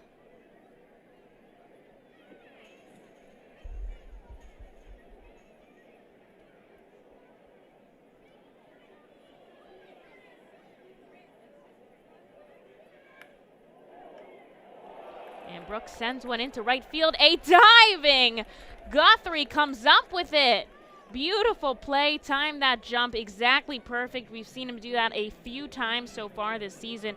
And it's a 1-2-3 inning for Billy Sullivan as Guthrie robs Trenton Brooks with a hard line drive. Score is 2-1 as we head into the sixth. We're going to take a short break here, and we're going to be back with you shortly. The Reading Fightin' Phils are proud to partner with Mao Beer throughout the 2021 season. Mao Beer and Mao Cinco Estrellas Lager, which is available in the Stadium Plaza Bar, has 128 amazing years of brewing history. Founded in 1890 in Spain, Mao Beer has always been there to satisfy the most demanding taste buds. Make sure to pick up Mao Beer and Mao Cinco Estrellas Lager at First Energy Stadium at our Plaza Bar throughout the 2021 season and at your local retailer. Mao Beer is a proud partner of the Reading Fightin' Phils and all 2021 Fiesta Friday celebration games. Mao Beer, the 5-star taste and the quintessential beer from Madrid. Please drink responsibly. At Savage 61, our goal is to assist you in making a confident decision. Our friendly, professional staff members are available to answer your questions and listen to your needs. Whether you're shopping for a new or pre-owned vehicle, we're ready to help you with your search. Visit our dealership at Pottsville Pike today. Fastball, curveball, slider, it's the pitcher's grips that make the difference. And when it comes to cornering, braking, and traction, CJ's Tires and Automotives can improve your car's grip with a new set of Hankook tires. Hankook tires are known for great handling and reliability mile after mile. Together, Hankook Tires and CJ's are your winning team. So whatever your vehicle needs, an oil change, state inspection, brakes, alignments, or Hankook tires, trust CJ's Tires and Automotives in Fairless Hills. CJ Tires and Automotives. They really are better, faster, and more affordable.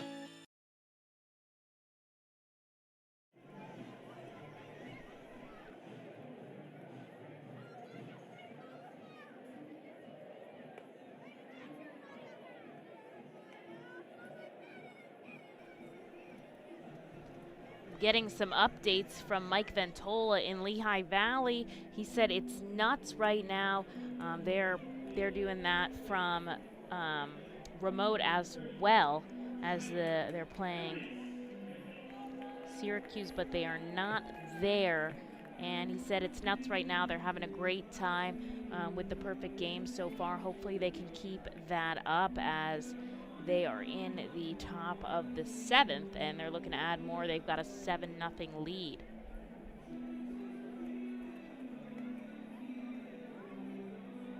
So we'll keep you in tune with that as well.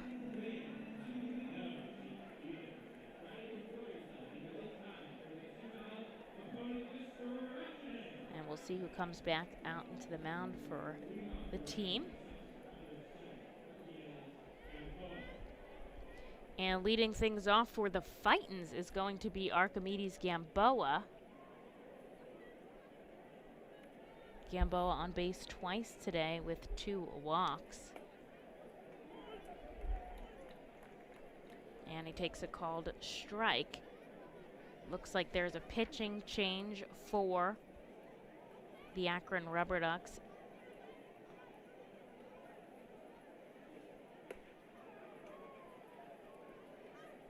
Out goes Shane McCarthy, and in is Skylar Arias. Arias, a 24th round draft pick back in 2016. 1-1 the count to Gamboa. Fighting still lead 2-1 here in the 6th, and it's outside for a ball. Get you that final line for McCarthy in just a second. 5 innings pitched, 2 hits, 2 runs. Both of them earned 3 walks, 3 strikeouts, and obviously those runs came off the home run from Matt Vierling. And Gamboa fouling that one back. So the count's 2-2. And McCarthy left on 73 pitches as Gamboa goes fishing and comes up with nothing. So there's 1 away here in the top of the 6th.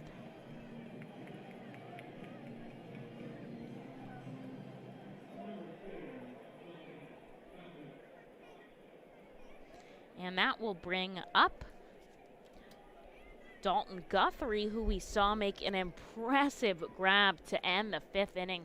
Just threw his body right out there and made a diving catch at second. And the pitch will be just outside for a ball. Sun's starting to set now in Akron, Ohio, as well as in Reading, Pennsylvania. And they've got those stadium lights on. Big swing and a miss there by Guthrie. And Arias, too, has a different arm slot as well. His is a little bit lower than Billy Sullivan. I would almost call his a sidearm, as the slot is about at 3 o'clock. Guthrie popping one foul and moving the count to 1-2.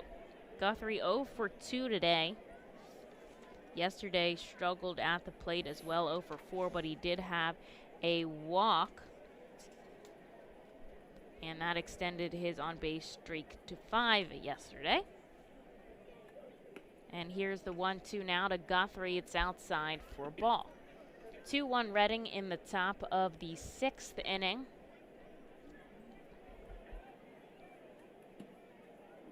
Fighton's looking to take this game and tie the series up at 2. Game 4 of 6 against the Akron RubberDucks. And unfortunately, Guthrie goes down swinging the same way as Gamboa. So 2 strikeouts here for Skylar Arias in relief. And 2 away now as the Fightons turn to Matt Bierling. 1 for 2. Struck out looking in the 3rd.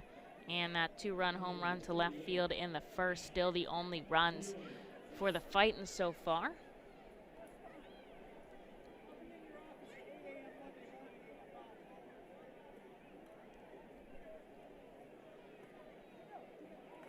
And the first pitch to Bierling on the outside corner, it's a called strike.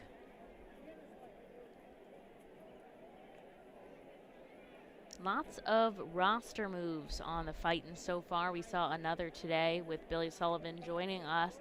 And I want to say 12 out of 15 game days there's been a roster move as Bierling makes contact.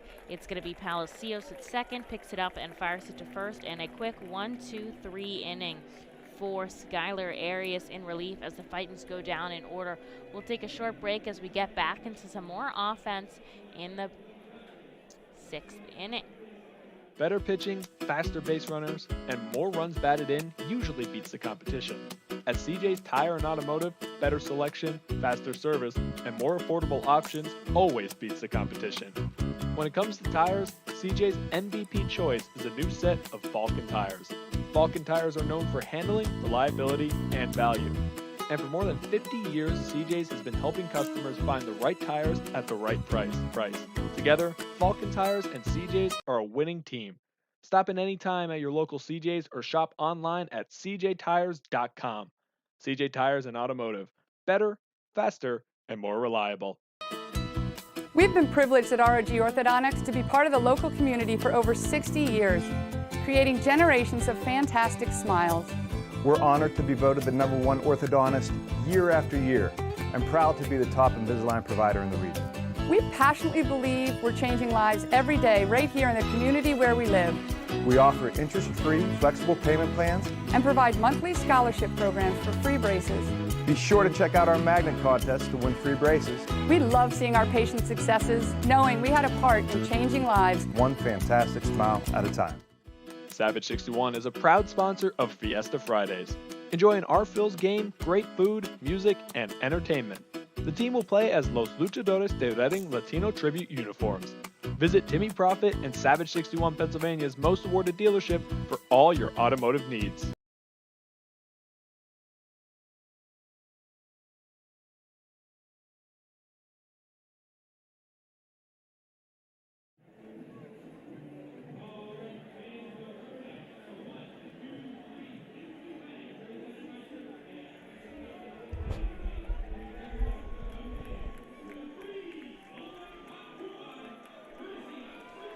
To the bottom of the 6th we go. Things are moving at a nice pace here, dare I say it. in Akron, Ohio, as the Fightin' still lead 2-1 now. And it's time for the RubberDucks to bat again. We'll see if Billy Sullivan comes back on the mound in relief, and Bo Naylor is the batter for the RubberDucks.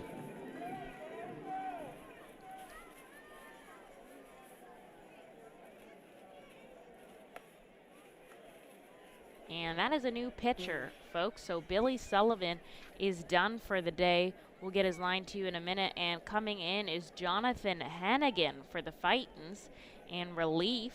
And Hennigan takes the first pitch, strike to Naylor. Next one outside for a ball. The Fightins return home May 25th to the 30th, where they face the Richmond Flying Squirrel, a Giants affiliate. Lots of fun things going on at the ballpark. It'll be great. You definitely want to come and check it out. And the count now 1-2.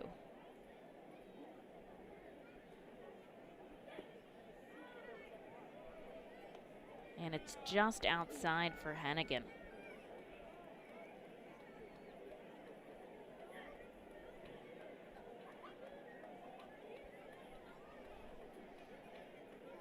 Setting up in the lefty batter's box is Naylor. Here's the kick, fire, it's high for a ball. Naylor 0 for 2 today. He's currently batting .162 with only 6 hits this season and just 3 RBIs. And he checks his swing there, but he doesn't go around, and he's going to take first. So no called strike there from Fornarola at third, and Hennigan walks the first batter he sees as Naylor takes first. No outs here in the bottom of the 6th inning, but the Fightins still in lead 2-1 thanks to that Matt Vierling home run.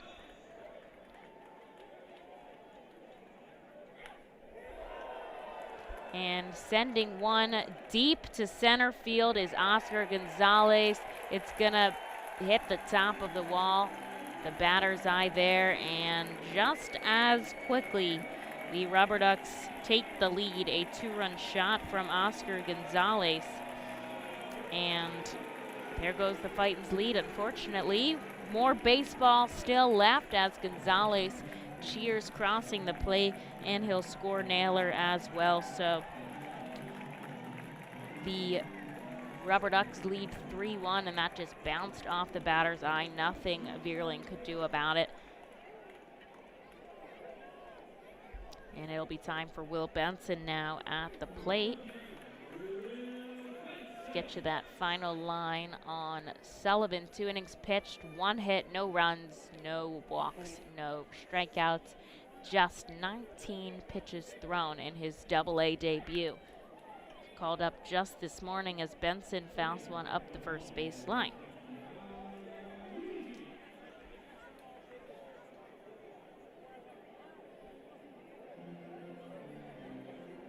And 12 of those 19 pitches were strikes, so that should not be looked away from either. Pretty impressive there from the youngster. 0-2 by Hennigan. Check swing, did he go? Fornarola says he did. So Benson down again on another strikeout, and one away for Hennigan now.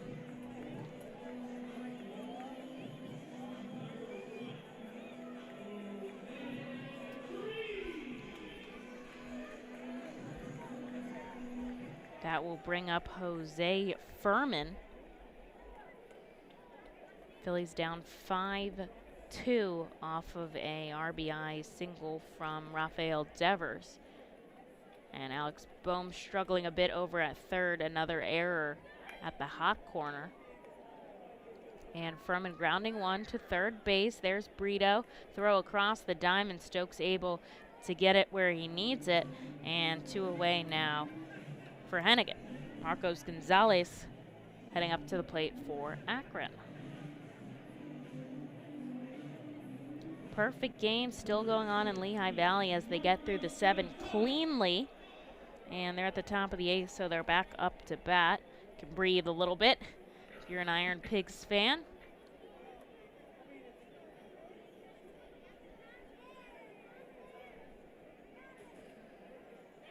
Hennigan facing Gonzalez. He pops one off of his bat into deep right field, but coming over is Steven, and he's able to make the catch as there's 3 away, but not before damage is done. A home run off the bat of Oscar Gonzalez scores Bo Naylor.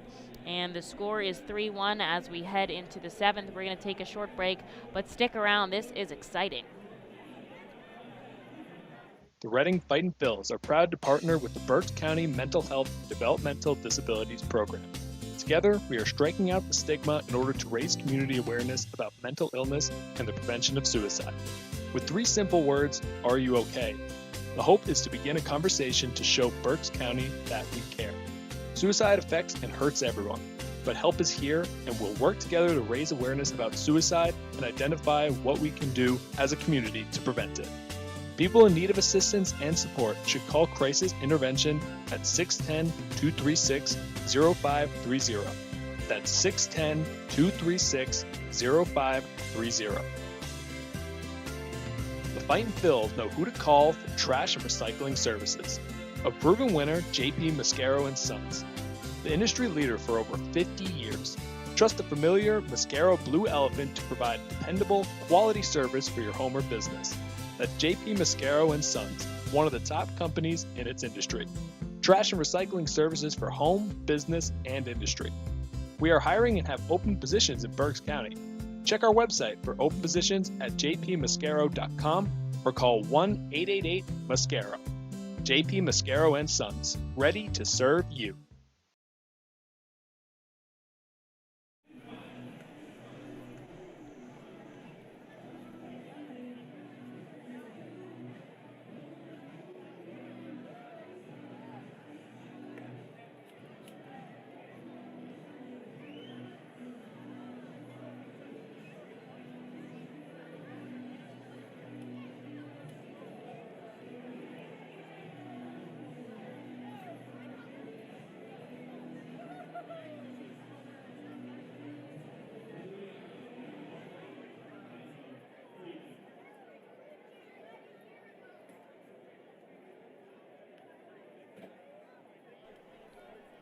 Top of the 7th, here we are. I'm Emily Messina. Thank you guys for joining me.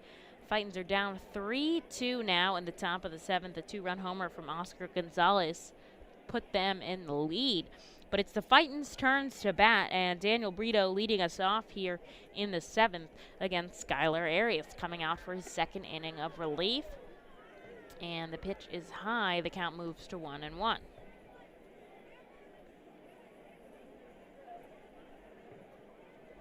That was Gonzalez's 5th home run of the season, so he's got power in his bat, but also gets a lot of strikeouts as Brito grounds one up the middle. Diving is Freeman, and he's unable to make the play. And Brito leading things off here with a single. No outs now in the top of the 7th for Josh Steven, who's 0 for 2 today, so he's due for a big hit here as the Fightins try to get back into the lead after dropping it in the bottom of the 6th.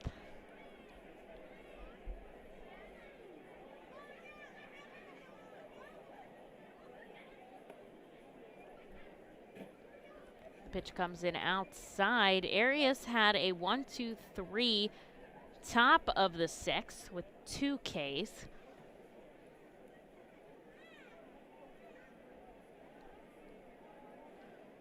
And here's the 1-0 now to Josh Steven. It's outside. Steven, since coming from Lehigh Valley, has recorded 5 hits, 3 of them doubles, and 8 RBIs. And he's only just joined us for part of the season since he started in AAA after being there for the taxi squad as Arias goes to first, but Brito really not taking a lead.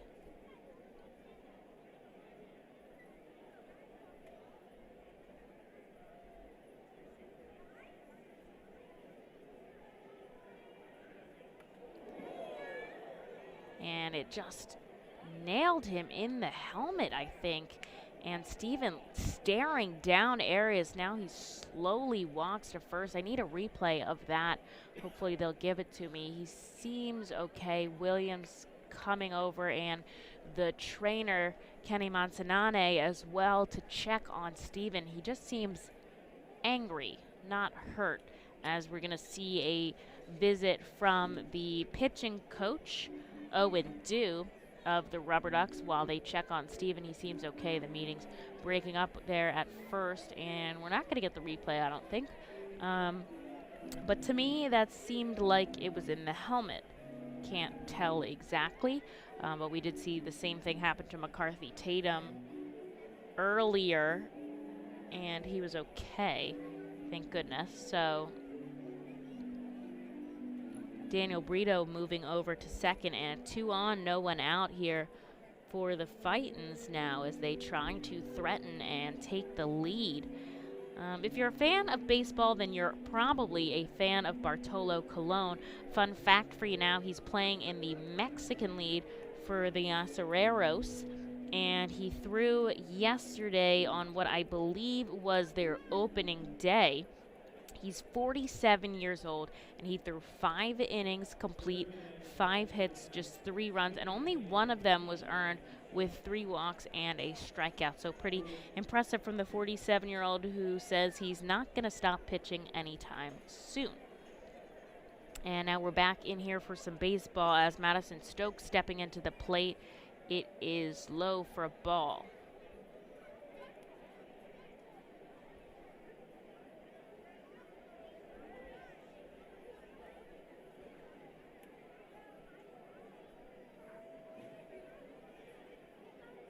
Looking back at Brito on second as Arias instead will go home. It's inside. They can't seem to find the strike zone. A little rattled here with 2 runners on and nobody out in the top of the 7th. I cannot see the bullpen, so I'm not sure if anyone's warming up. But Arias a little shaky now. Here's the 2-0. Swung on by Stokes. They're going to get a double play out of this as it was lined right into the glove of Furman at third, and Brito was caught off of second so quickly. The RubberDucks recover, and they get 2 outs off of 1 pitch as L5 for Stokes there, and then 5-6 to get Brito out in your scorebooks. And looks like Josh Steven remains on first there, so quickly 2 outs now for Luke Miller. Fightins down 1 run in the top of the 7th. Still a lot of baseball left.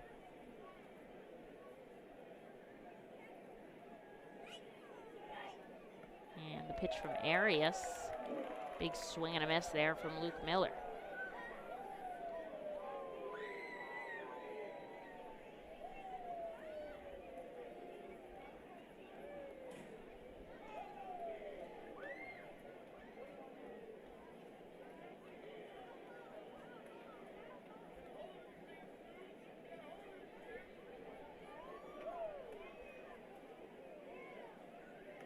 Pitch comes in inside, and the count moves to 1-1 to Luke Miller, who would love to put the Fightins on top here. He's had 4 home runs this season. He and Tatum both have 4. They lead the team, though Vierling now has 4 as well. So the 3 of them tied for first. He would love to add another one as he golfs that one foul and right to Sean Williams, playing third base coach's box.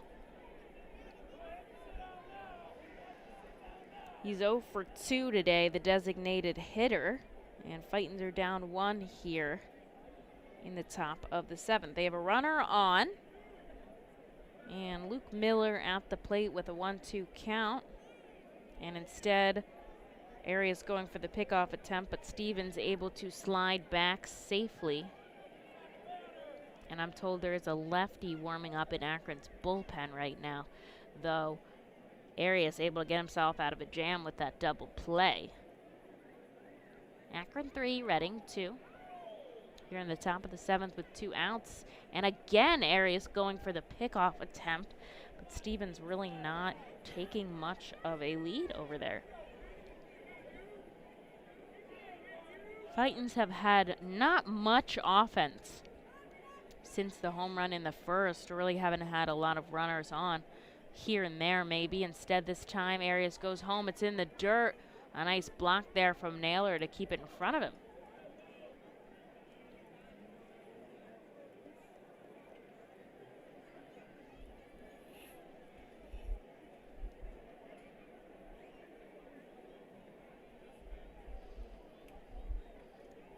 One on, 2 out, stop 7, 2-2 the count here to Luke Miller.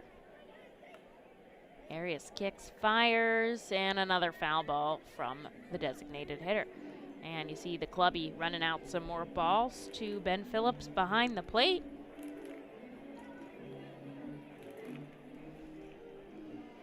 Two more games in Akron. Here comes the 2-2, another foul ball from Miller, same exact spot.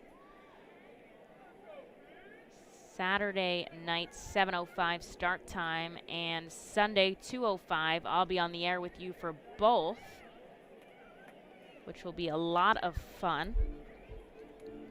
Excited for a Sunday afternoon game. Those matinee games are my favorites.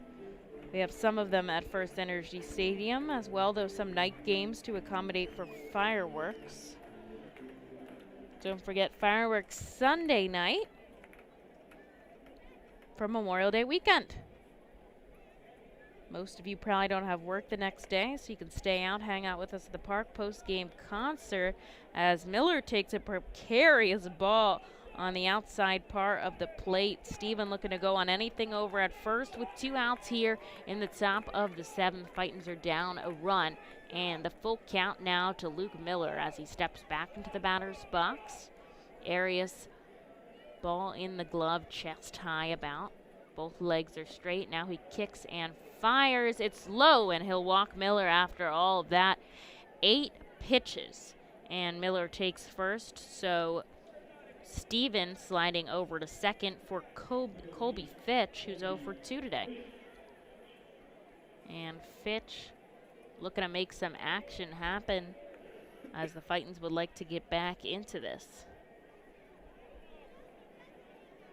And it might be a pitching change now as we see manager Ruglas Odor come out to the mound and take the ball away from Skylar Arias. So while we're waiting to find out who's coming out of the bullpen, we're going to take a short break. The Penn State Health St. Joseph's 67 Club is the original hospitality area at First Energy Stadium. Conveniently located along the third base side, the 67 Club gives you front row seat to all the action at the hot corner. The area is safely protected from line drives with large see-through netting. Starting at $31, groups of 20 or more can enjoy a 2.5-hour all-you-can-eat buffet. Children 4 and under are free. Visit Fightins.com or call us at 610-370-FALL to reserve your group outing. You can add a delicious all-you-can-eat buffet to any Reading Fightin' Phil's game ticket for only $18. No need to visit the concession stands. You can add a 2.5-hour all-you-can-eat buffet to any ticket. Selection includes barbecue chicken, barbecue sandwiches, cheeseburgers, hamburgers, hot dogs, mac and cheese, corn, pasta salad, baked beans, potato salad, chips, fruit, cookies, and Pepsi products. Call the Fightins at 610-370-BALL. Order online at Fightins.com or visit the Weidenheimer ticket office at First Energy Stadium. The R. Phils and Savage 61 are excited to bring you Fightins baseball live from the comfort of your own home. If you are listening to this now, you're probably watching on YouTube, Facebook, or Twitch. Thanks for tuning in, and feel free to check us out on rphils.com/pressbox for all the elite baseball information on the Fightin' Phils.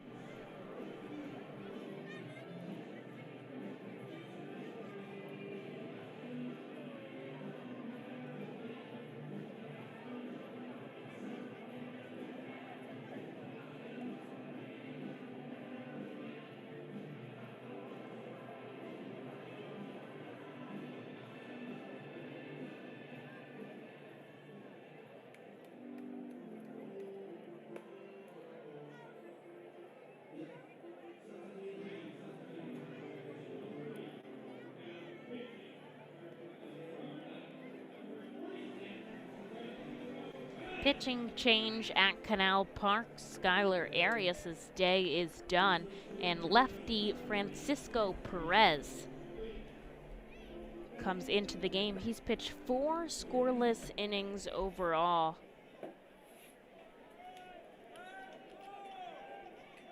And he will take on Colby Fitch here with 2 on and 2 outs in the top of the 7th. Akron 3, Reading 2. The Fightins are looking to put some offense on here. They got the pressure on now for Perez. Here's the first pitch to Fitch, right down the middle for a strike. Perez has 5 years of minor league baseball experience, and he's got a 4-pitch repertoire, which is pretty impressive. He's got that curveball, slider, changeup, and fastball.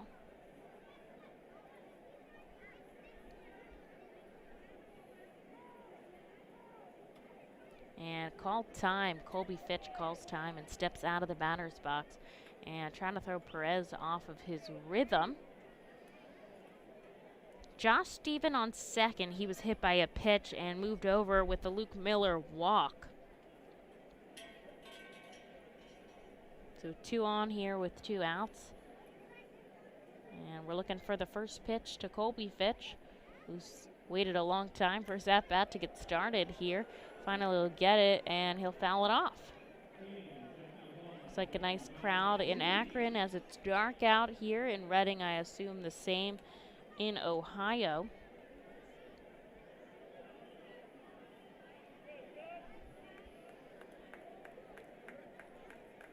And Fitch stepping into the back of the lefty batter's box. 0-2, he's fallen behind quickly. Here's the pitch, a grounder. Is it going to get through? It's not going to get through. It's picked up by Palacios and on to Brooks for the out, and the Fightins will strand 2 on bases as we head to the bottom of the 7th inning, It's stretch time at Canal Park. The award-winning Reading Hospital Tower Health Character Pool Party provides an unforgettable night out with your family and friends. Enjoy a baseball game while swimming in the 87-degree heated pool directly behind the right field home run wall. Plus 2.5 hours of all-you-can-eat buffet and photos and autographs with the crazy hot dog vendor and the Fightin' Phil's mascot band. Regular game tickets are $30 per person for groups of 20 or more. Give us a call today at 610-370-BALL. T-Mobile is the leader in 5G coverage and speed. No one else covers more Americans with the fastest 5G. The R-Phils are proud to introduce T-Mobile as the title sponsor of our Plaza stage. Fightin' Phil's fans can continue to expect great performances on game days and non-game days. The T-Mobile stage is home to great bands, such as the Truest Fightins mascot band and many others. It will also continue to house great musical performances during the off-season.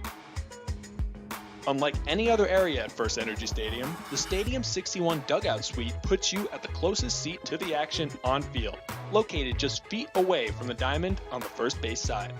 With covered seating, ability and motion accessible seating, and the most unique view around, your group will thank you over and over again for a one-of-a-kind experience. Tickets for the Dugout Suite are $27 and include options to add food or drink packages.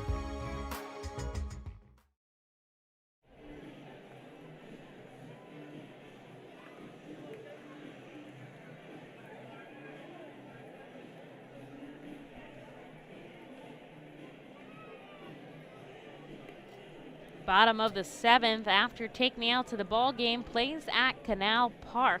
We do have a final line on Skylar Arias.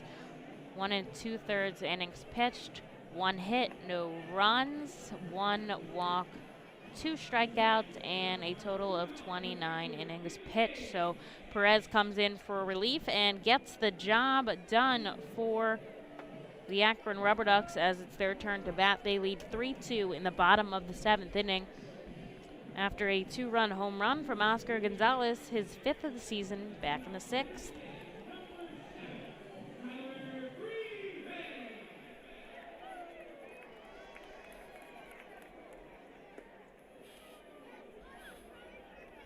And Hennigan still on the mound for the Fightins, and he'll face off against the top of the Akron order with Tyler Freeman. Freeman making contact, grounding it to third base. It's Daniel Brito on to first and out number one as Hennigan retires his fourth batter in a row since the home run. Went away quickly in the bottom of the seventh as the Fightins are eager to get back up to bat. And we're in the eighth inning at Lehigh Valley versus Syracuse. Pitching change as Brian Mitchell comes on to replace Damon Jones. They're in the middle of a perfect game, and that was with two pitchers, Adonis Medina and Jones. And now Quinn Brody tries to pick that up and continue it on.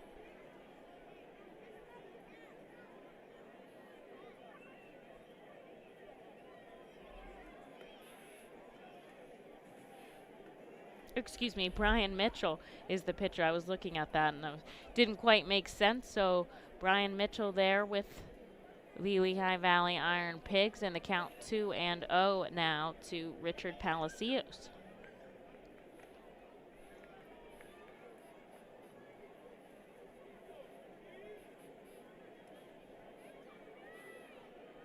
And the perfect game is now over, as Brody did single on a line drive to left field, but it was pretty incredible to go a full 7 innings without giving up a hit. So congratulations to our older brothers, you might say, in Lehigh Valley. 3-1 now, the count to Palacios. Hennigan looking to keep things going in the direction they were. A ground ball, but it's going to go just foul first base.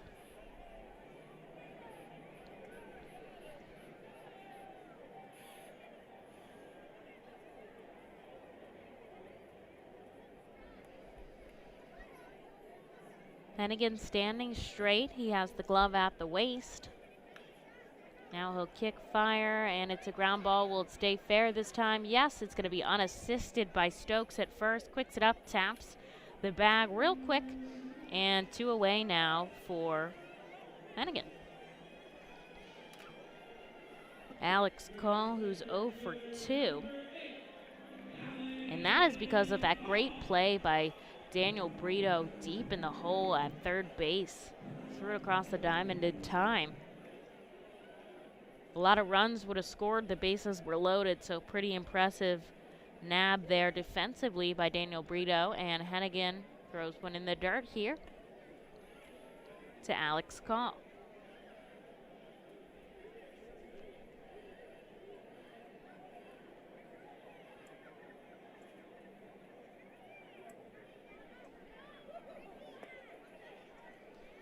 Again low from Hennigan, 1-1.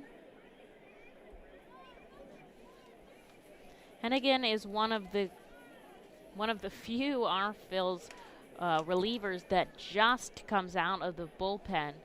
He will not start this season. Just a few of those guys that only are featured out of the bullpen. And he has had 4 appearances so far this season. This is his first against Akron.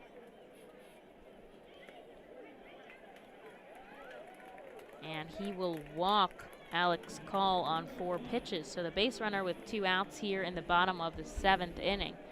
3 Akron, Reading 2, as the Fightins are trying to get out of this one quickly and get back up to the plate.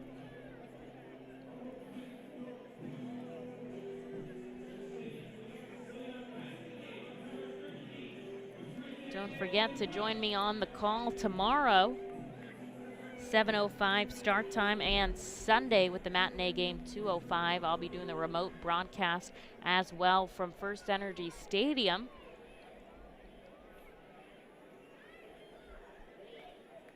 While the Fightins have 2 more games in Akron, Ohio. The pitch to Trenton Brooks is outside. Then they return home for 6 games. Can't wait to have the boys back in town at the ballpark. Just finished up our slate of high school games with the Berks County Championships being played on Wednesday. Governor Mifflin taking home the title. Hennigan going over to first with a pickoff attempt, but sliding back is Alex Call.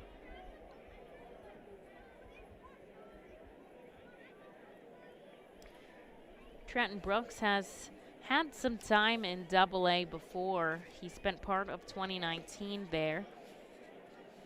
And he'll take one outside.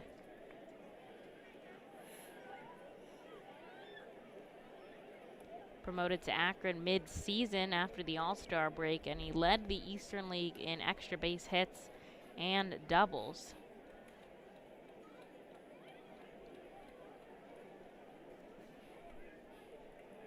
Right now, he's batting just .205, swimming above the Mendoza line with 8 hits on the season. Hennigan all ready to go, standing on the rubber, waiting for Trenton Brooks to get back in the box, which we've seen numerous times today as the RubberDucks are holding the Fightins to their own rhythm.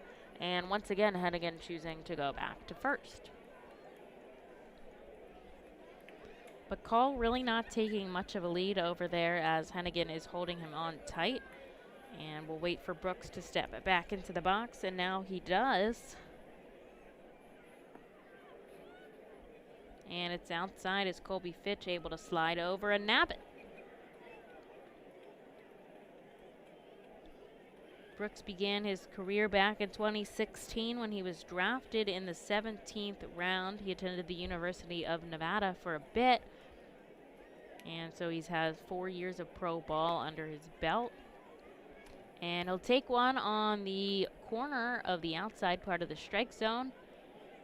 Gets a call from Ben Phillips behind the plate and moves to 2-2. Hennigan 1 strike away from getting out of this bottom of the 7th cleanly and giving the bats back to his team for some offense as they're down just a run here in the bottom of the 7th. Looking to tie this series up against the RubberDucks 2-all as once again Trenton Brooks calling for time. And when he steps out of the box, it's not one step. Probably goes 5 or so feet back on the grass next to the plate. He really walks it off, as you could say.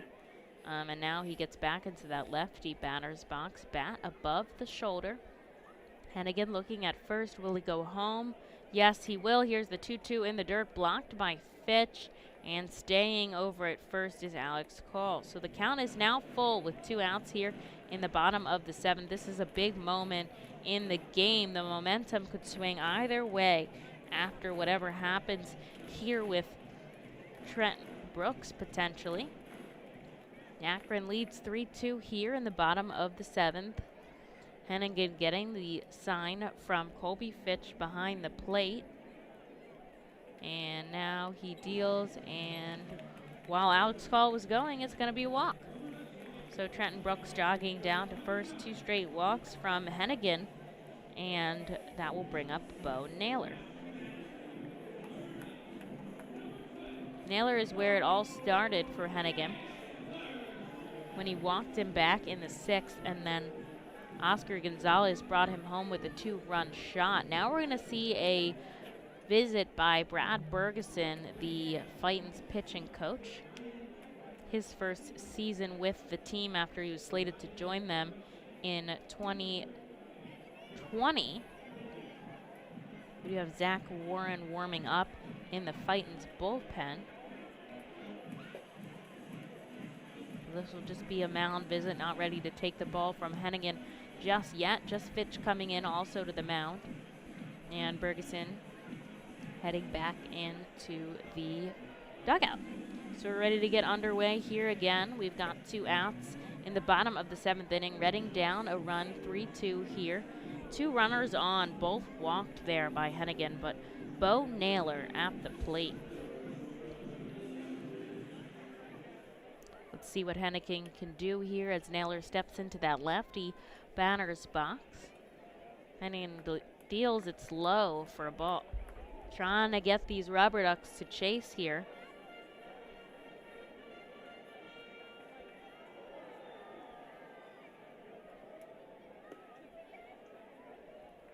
And he'll get a called strike on the corner. Beautiful pitch there from Hennigan.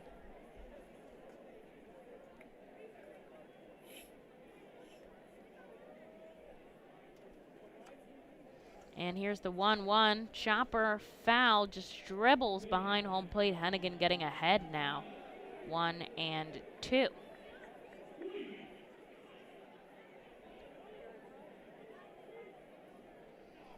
Hennigan played at Texas State before joining the Phillies in 2016. He also spent his winter in the Australian Baseball League as he gets Naylor to chase one, and he gets out of this inning clean after walking to the RubberDucks strand. Both of those runners. We're going to take a short break as we head into the 8th. You want to stick around for some Fightin's off. You can add a delicious all-you-can-eat buffet to any Reading Fightin' Phil's game ticket for only $18. No need to visit the concession stands. You can add a 2.5-hour all-you-can-eat buffet to any ticket. The selection includes barbecue chicken, barbecue sandwiches, cheeseburgers, hamburgers, hot dogs, mac and cheese, corn, pasta salad, baked beans, potato salad, chips, fruit, cookies, and Pepsi products. Call the Fightins at 610-370-BALL, order online at Fightins.com, or visit the Weidenhammer ticket office at First Energy Stadium. Savage Auto Groups is a proud sponsor of the Reading Fightin' Phils. Our large inventory and wide selection of models, along with competitive pricing, allow us to make great deals on many vehicle makes and models. Visit Savage 61, Kia, and L&B in Berks County for all your automotive needs. Established in 1928, the Manor Golf Club is one of the oldest public courses in eastern Pennsylvania. Located conveniently between Philadelphia, Lancaster, and Allentown in Sinking Spring, the Manor Golf Club offers a true test of golf on a traditional championship-style golf course where shot making takes precedence over length. Visit themanorgolfclub.com for more information.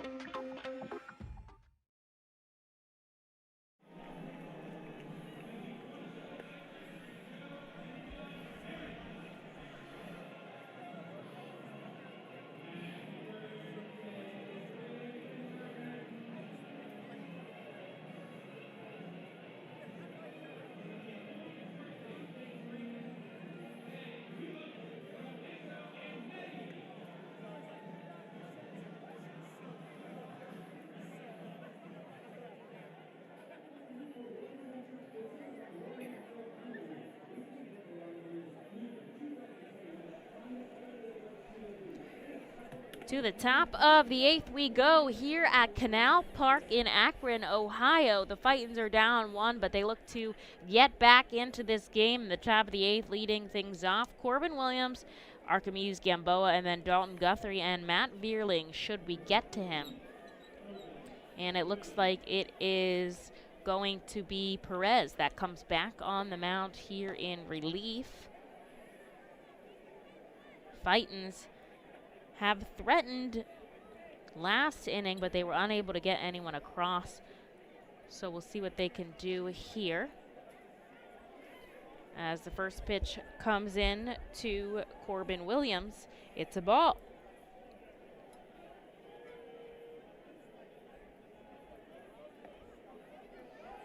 And the 1-0 inside, but it's a called strike by Phillips. So the count moves to 1-1. Big game here for the Fightin' Phils. Looking to tie up this series. Swing and a miss there from Williams. And he falls behind in the count 1-2.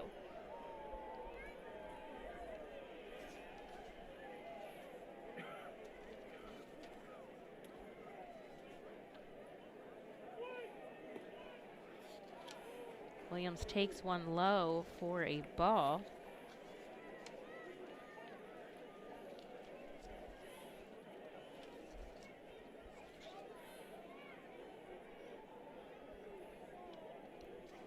As I said before, he came from extended spring training. As he checks his swing, did he go? And no, he did not, says first base umpire Krupa. So he will get another chance here as the count moves full. Williams has played 5 hits so far this 5 games so far this season, recording 3 hits, and he'll go down swinging there, chasing a high fastball. And that's the first out here in the top of the 8th. So back to the top of the order for Archimedes Gamboa, who walked twice and struck out once.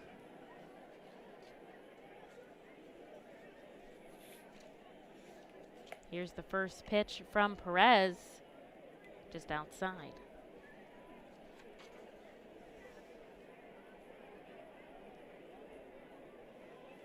Gamboa got some time in Major League Spring Training last year, back in 2020, before everything was shut down, and he had a pretty impressive stint there.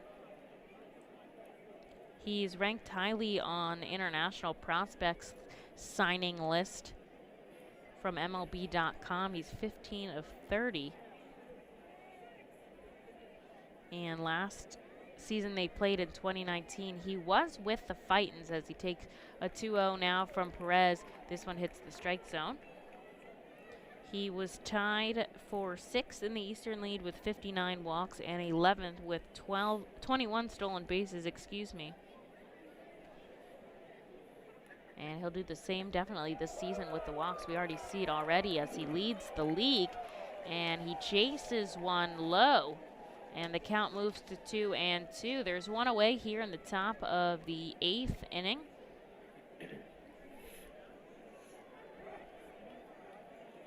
Akron, 3 runs on 4 hits, fighting 2 runs on 3 hits as Gamboa pops one foul.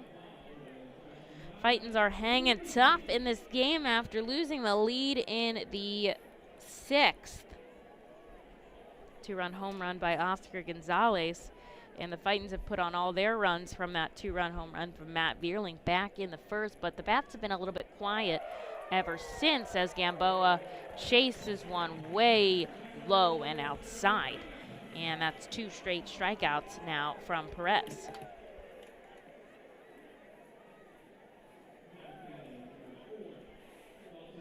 So 2 outs now in the top of the 8th as Perez grabs that rosin bag that's on the mound, and up now will be Dalton Guthrie, who's 0 for 3 today.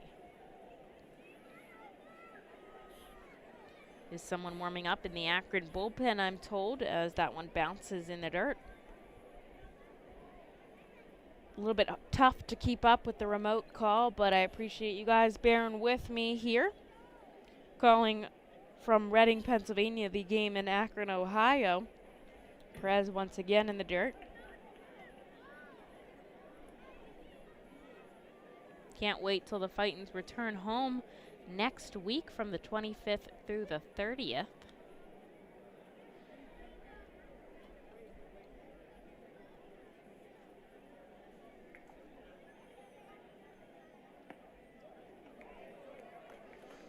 And that one grazes the strike zone.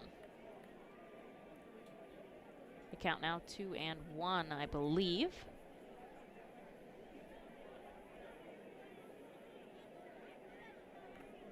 Perez kicks, fires. Guthrie fouls it into his own leg, and it's going to go behind the plate. We see the clubby coming out with more balls. He's chasing the home plate umpire, Phillips, who was walking the ball out to the mound, and now he'll give some more game-issued balls. And Phillips wiping down the plate. Slight breeze still here in Akron, Ohio, just about 7 miles per hour. Still going left to right as well, and it's still warm at night, so that's when you know we're really getting to summer weather, when it doesn't chill off as much when the sun sets. And we are starting to see those spotted lanternflies around. I don't know if you guys have seen. I saw a couple today. Here's the 2-2, a grounder from Guthrie. Going to get through the hole, but it'll go 5-3 Furman to Brooks across the diamond, and a quick 1-2-3 inning from Perez to retire the Reading Fightin' Phils. As we head into the bottom of the 8th, stick around for some more Fightins baseball. Shots Electric has been in business 45 years. Tompkins Vist Bank does everything for us, from our banking to our insurance. They provided us new ideas and solutions. For example, remote deposit. It's very convenient because it's 24/7. I'm confident Tompkins Vist will be with us in the future. Tompkins Vist Bank and Tompkins Insurance. Service, stability, strength. Member FDIC Equal Housing Lender. Tompkins Insurance products are not FDIC insured and are not bank guaranteed. The Fightins feature special pregame happy hours every Monday through Thursday at the Yuengling Hometown Tap Room. Tompkins Vis Bank Plaza opens at least 2 hours before game time for all happy hours. In addition to $1 off Rusty Rail Brewing thanks to Windsor Distributing, all happy hours feature live music on the T-Mobile stage. That's happy hour every Monday through Thursday home games thanks to Rusty Rail Brewing and Windsor Distributing. The Reading Fightin' Phil's birthday party package is the best way to celebrate a birthday. Whether you are a youngster or an adult, there is no better birthday than a Fightin's birthday. The Fightin's Fan Birthday Package is customizable for fans of any age and starts at just $120. Base packages include 10 general admission tickets to a Fightin's home game, an autographed baseball, and a VIP reserved parking spot.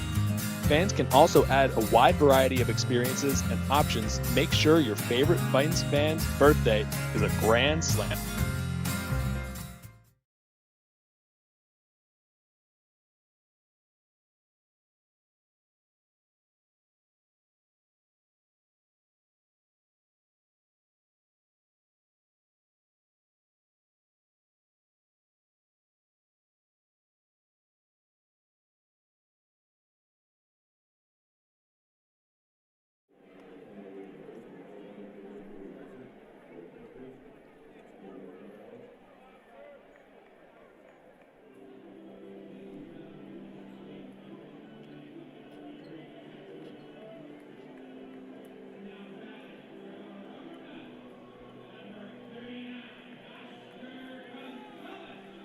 Back from the break here in the bottom of the 8th inning at Canal Park. Akron 3, Reading 2, but it's the RubberDucks' turn to bat as Oscar Gonzalez steps into the batter's box to face a new pitcher for the Fightins now, Zach Warren, coming in to relieve Jonathan Hennigan. And that pitch will graze the outside corner, but it's not enough. Gonzalez put the RubberDucks in the lead with that 2-run home run in the 6th. And Warren setting up. Here's the 1-0. It's low for a ball. The final line on Hennigan, 2 innings, 1 hit, 2 runs, both earned, 3 walks, 2 strikeouts, 35 pitches total. Just that one pitch that was taken deep by Gonzalez, otherwise a pretty clean slate. Although a couple of walks for Hennigan, as Gonzalez fouls that one outside of the field of play, and a fan will get to take home a souvenir.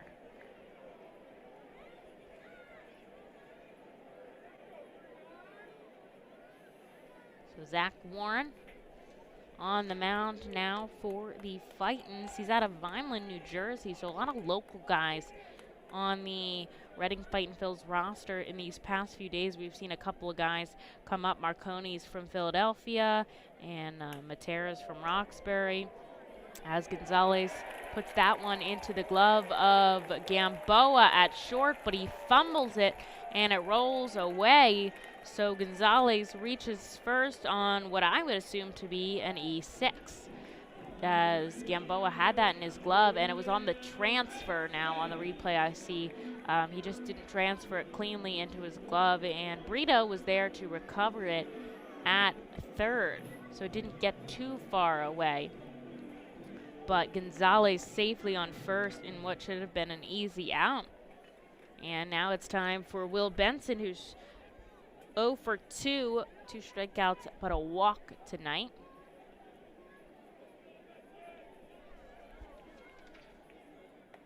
Warren 6'5", 205, and he'll send a strike to Benson at the plate.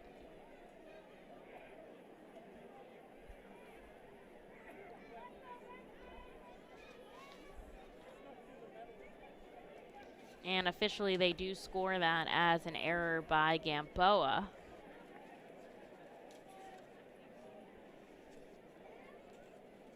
Warren, another one of those guys strictly out of the bullpen. 4 appearances so far this season, 2 against Erie at home and 2 against Bowie on the road. And looks like Benson will go down on strikes yet again. A quick at bat from Will Benson. I can't even come up with another word than bummed. He looks bummed walking back into the dugout. So one away now for Zach Warren, one on first due to an error by Gamboa, and that will bring up Jose Furman tonight.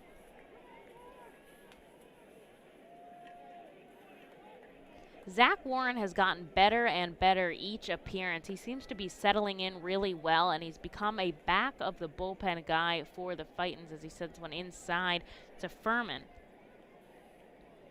He played for Tennessee, and he did receive a non-roster invite to Philly spring training this season. So he did go there first, and then he went to the taxi squad in Lehigh Valley, and he'll send another ball down to Jose Furman. So he had a little bit of experience getting back into things a little bit earlier, and now you can tell that he's settling in well.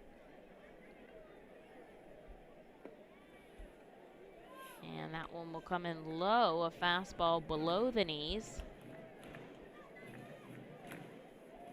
Fightins are battling here in Game 4 of the 6-game set against the RubberDucks. They trail by just one here in the bottom of the 8th inning. Zach Warren on the mound, but 3 balls straight to Jose Furman, and he'll get that strike call that he's looking for from Phillips on the inside corner.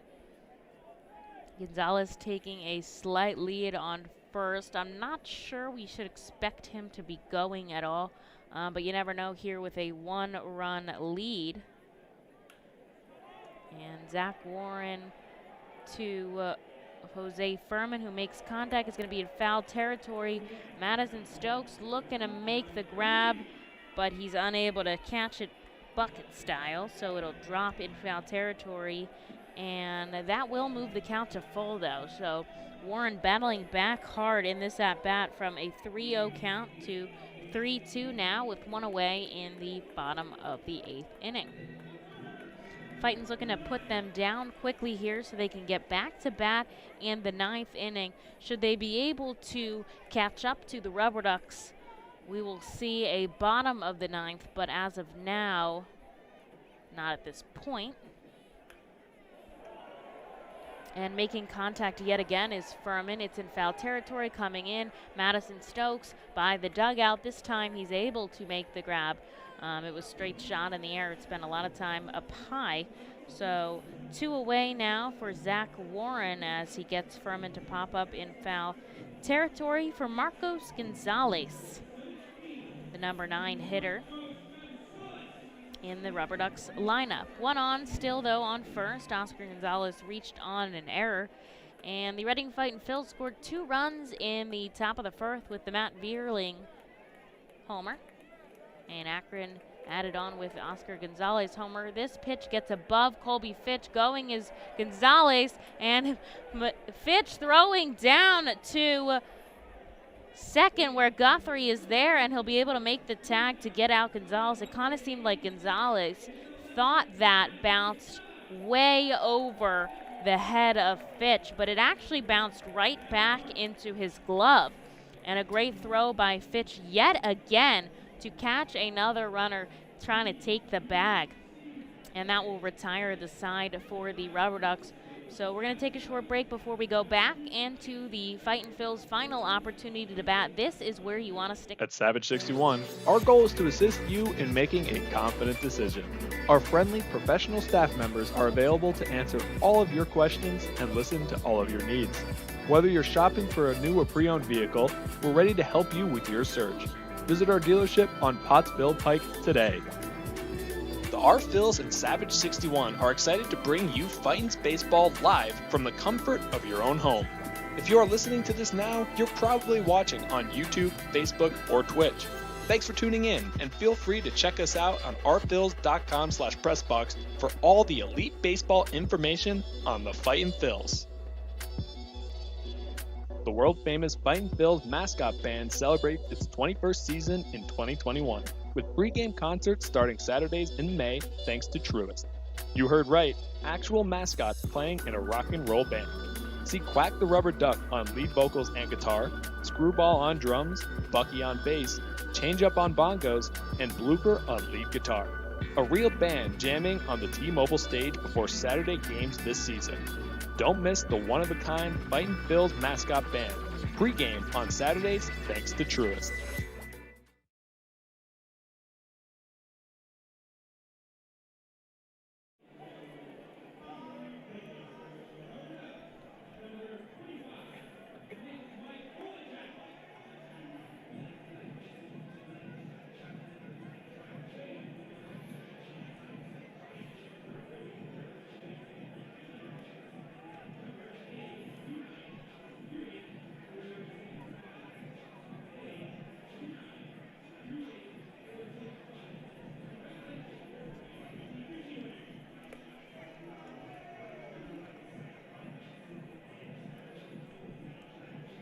Top of the ninth we go as the Reading Fightin' Phils try to battle back. They're down 1-0, 3-2 to the Akron RubberDucks here in the top of the ninth at Canal Park. There will be a pitching change for the ninth inning.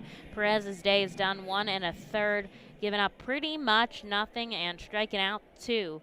20 pitches strong. Coming into the game is Nick Michaelacek for the third, and he will take on the heart of the Fightin's order with Matt Bierling, Daniel Brito, and Josh Steven, and hopefully Madison Stokes.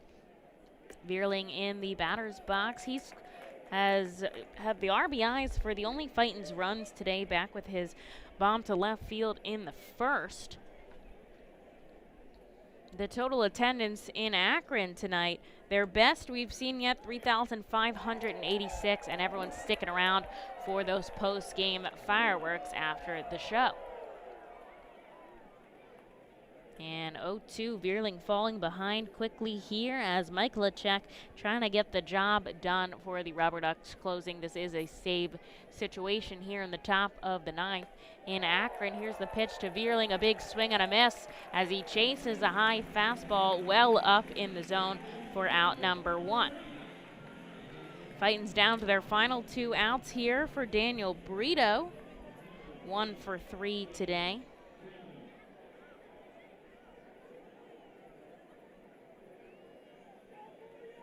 Brito stepping into that lefty batter's box.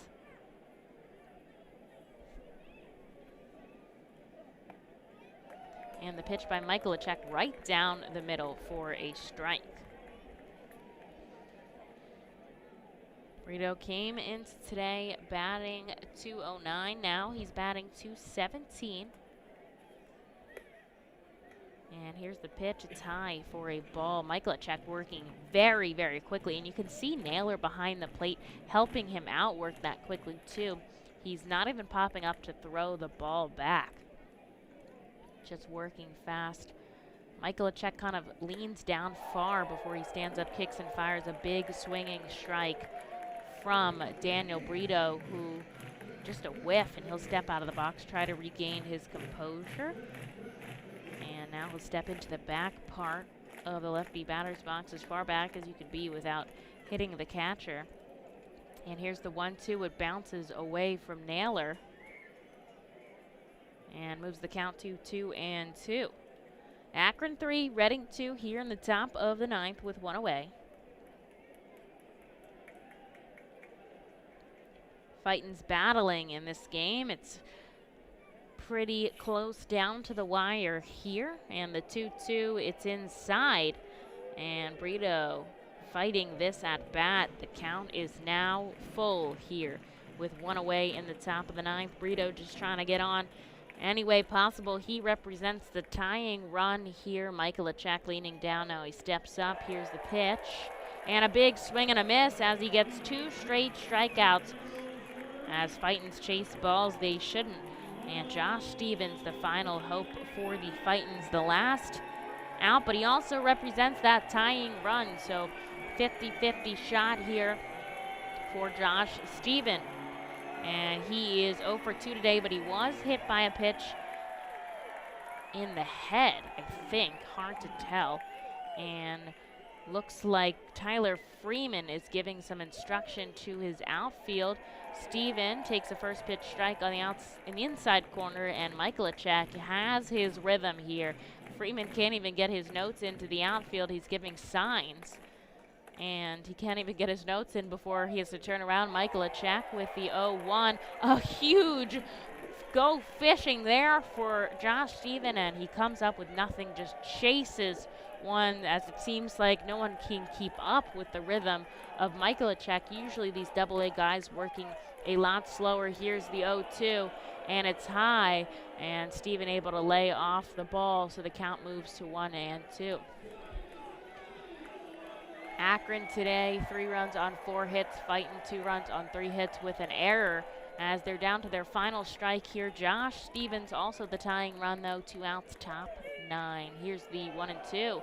It's low, and Naylor thought he had the call from Phillips behind the plate, but he doesn't.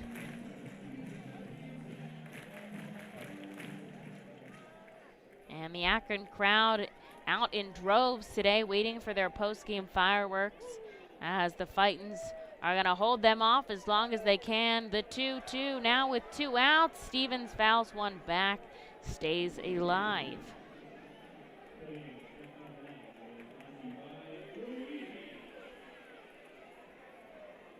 Stevens shaking it off. Now he'll step into that lefty batter's box. Mike Lachek leading all the way over. He'll set up with his glove at the waist, straight-legged.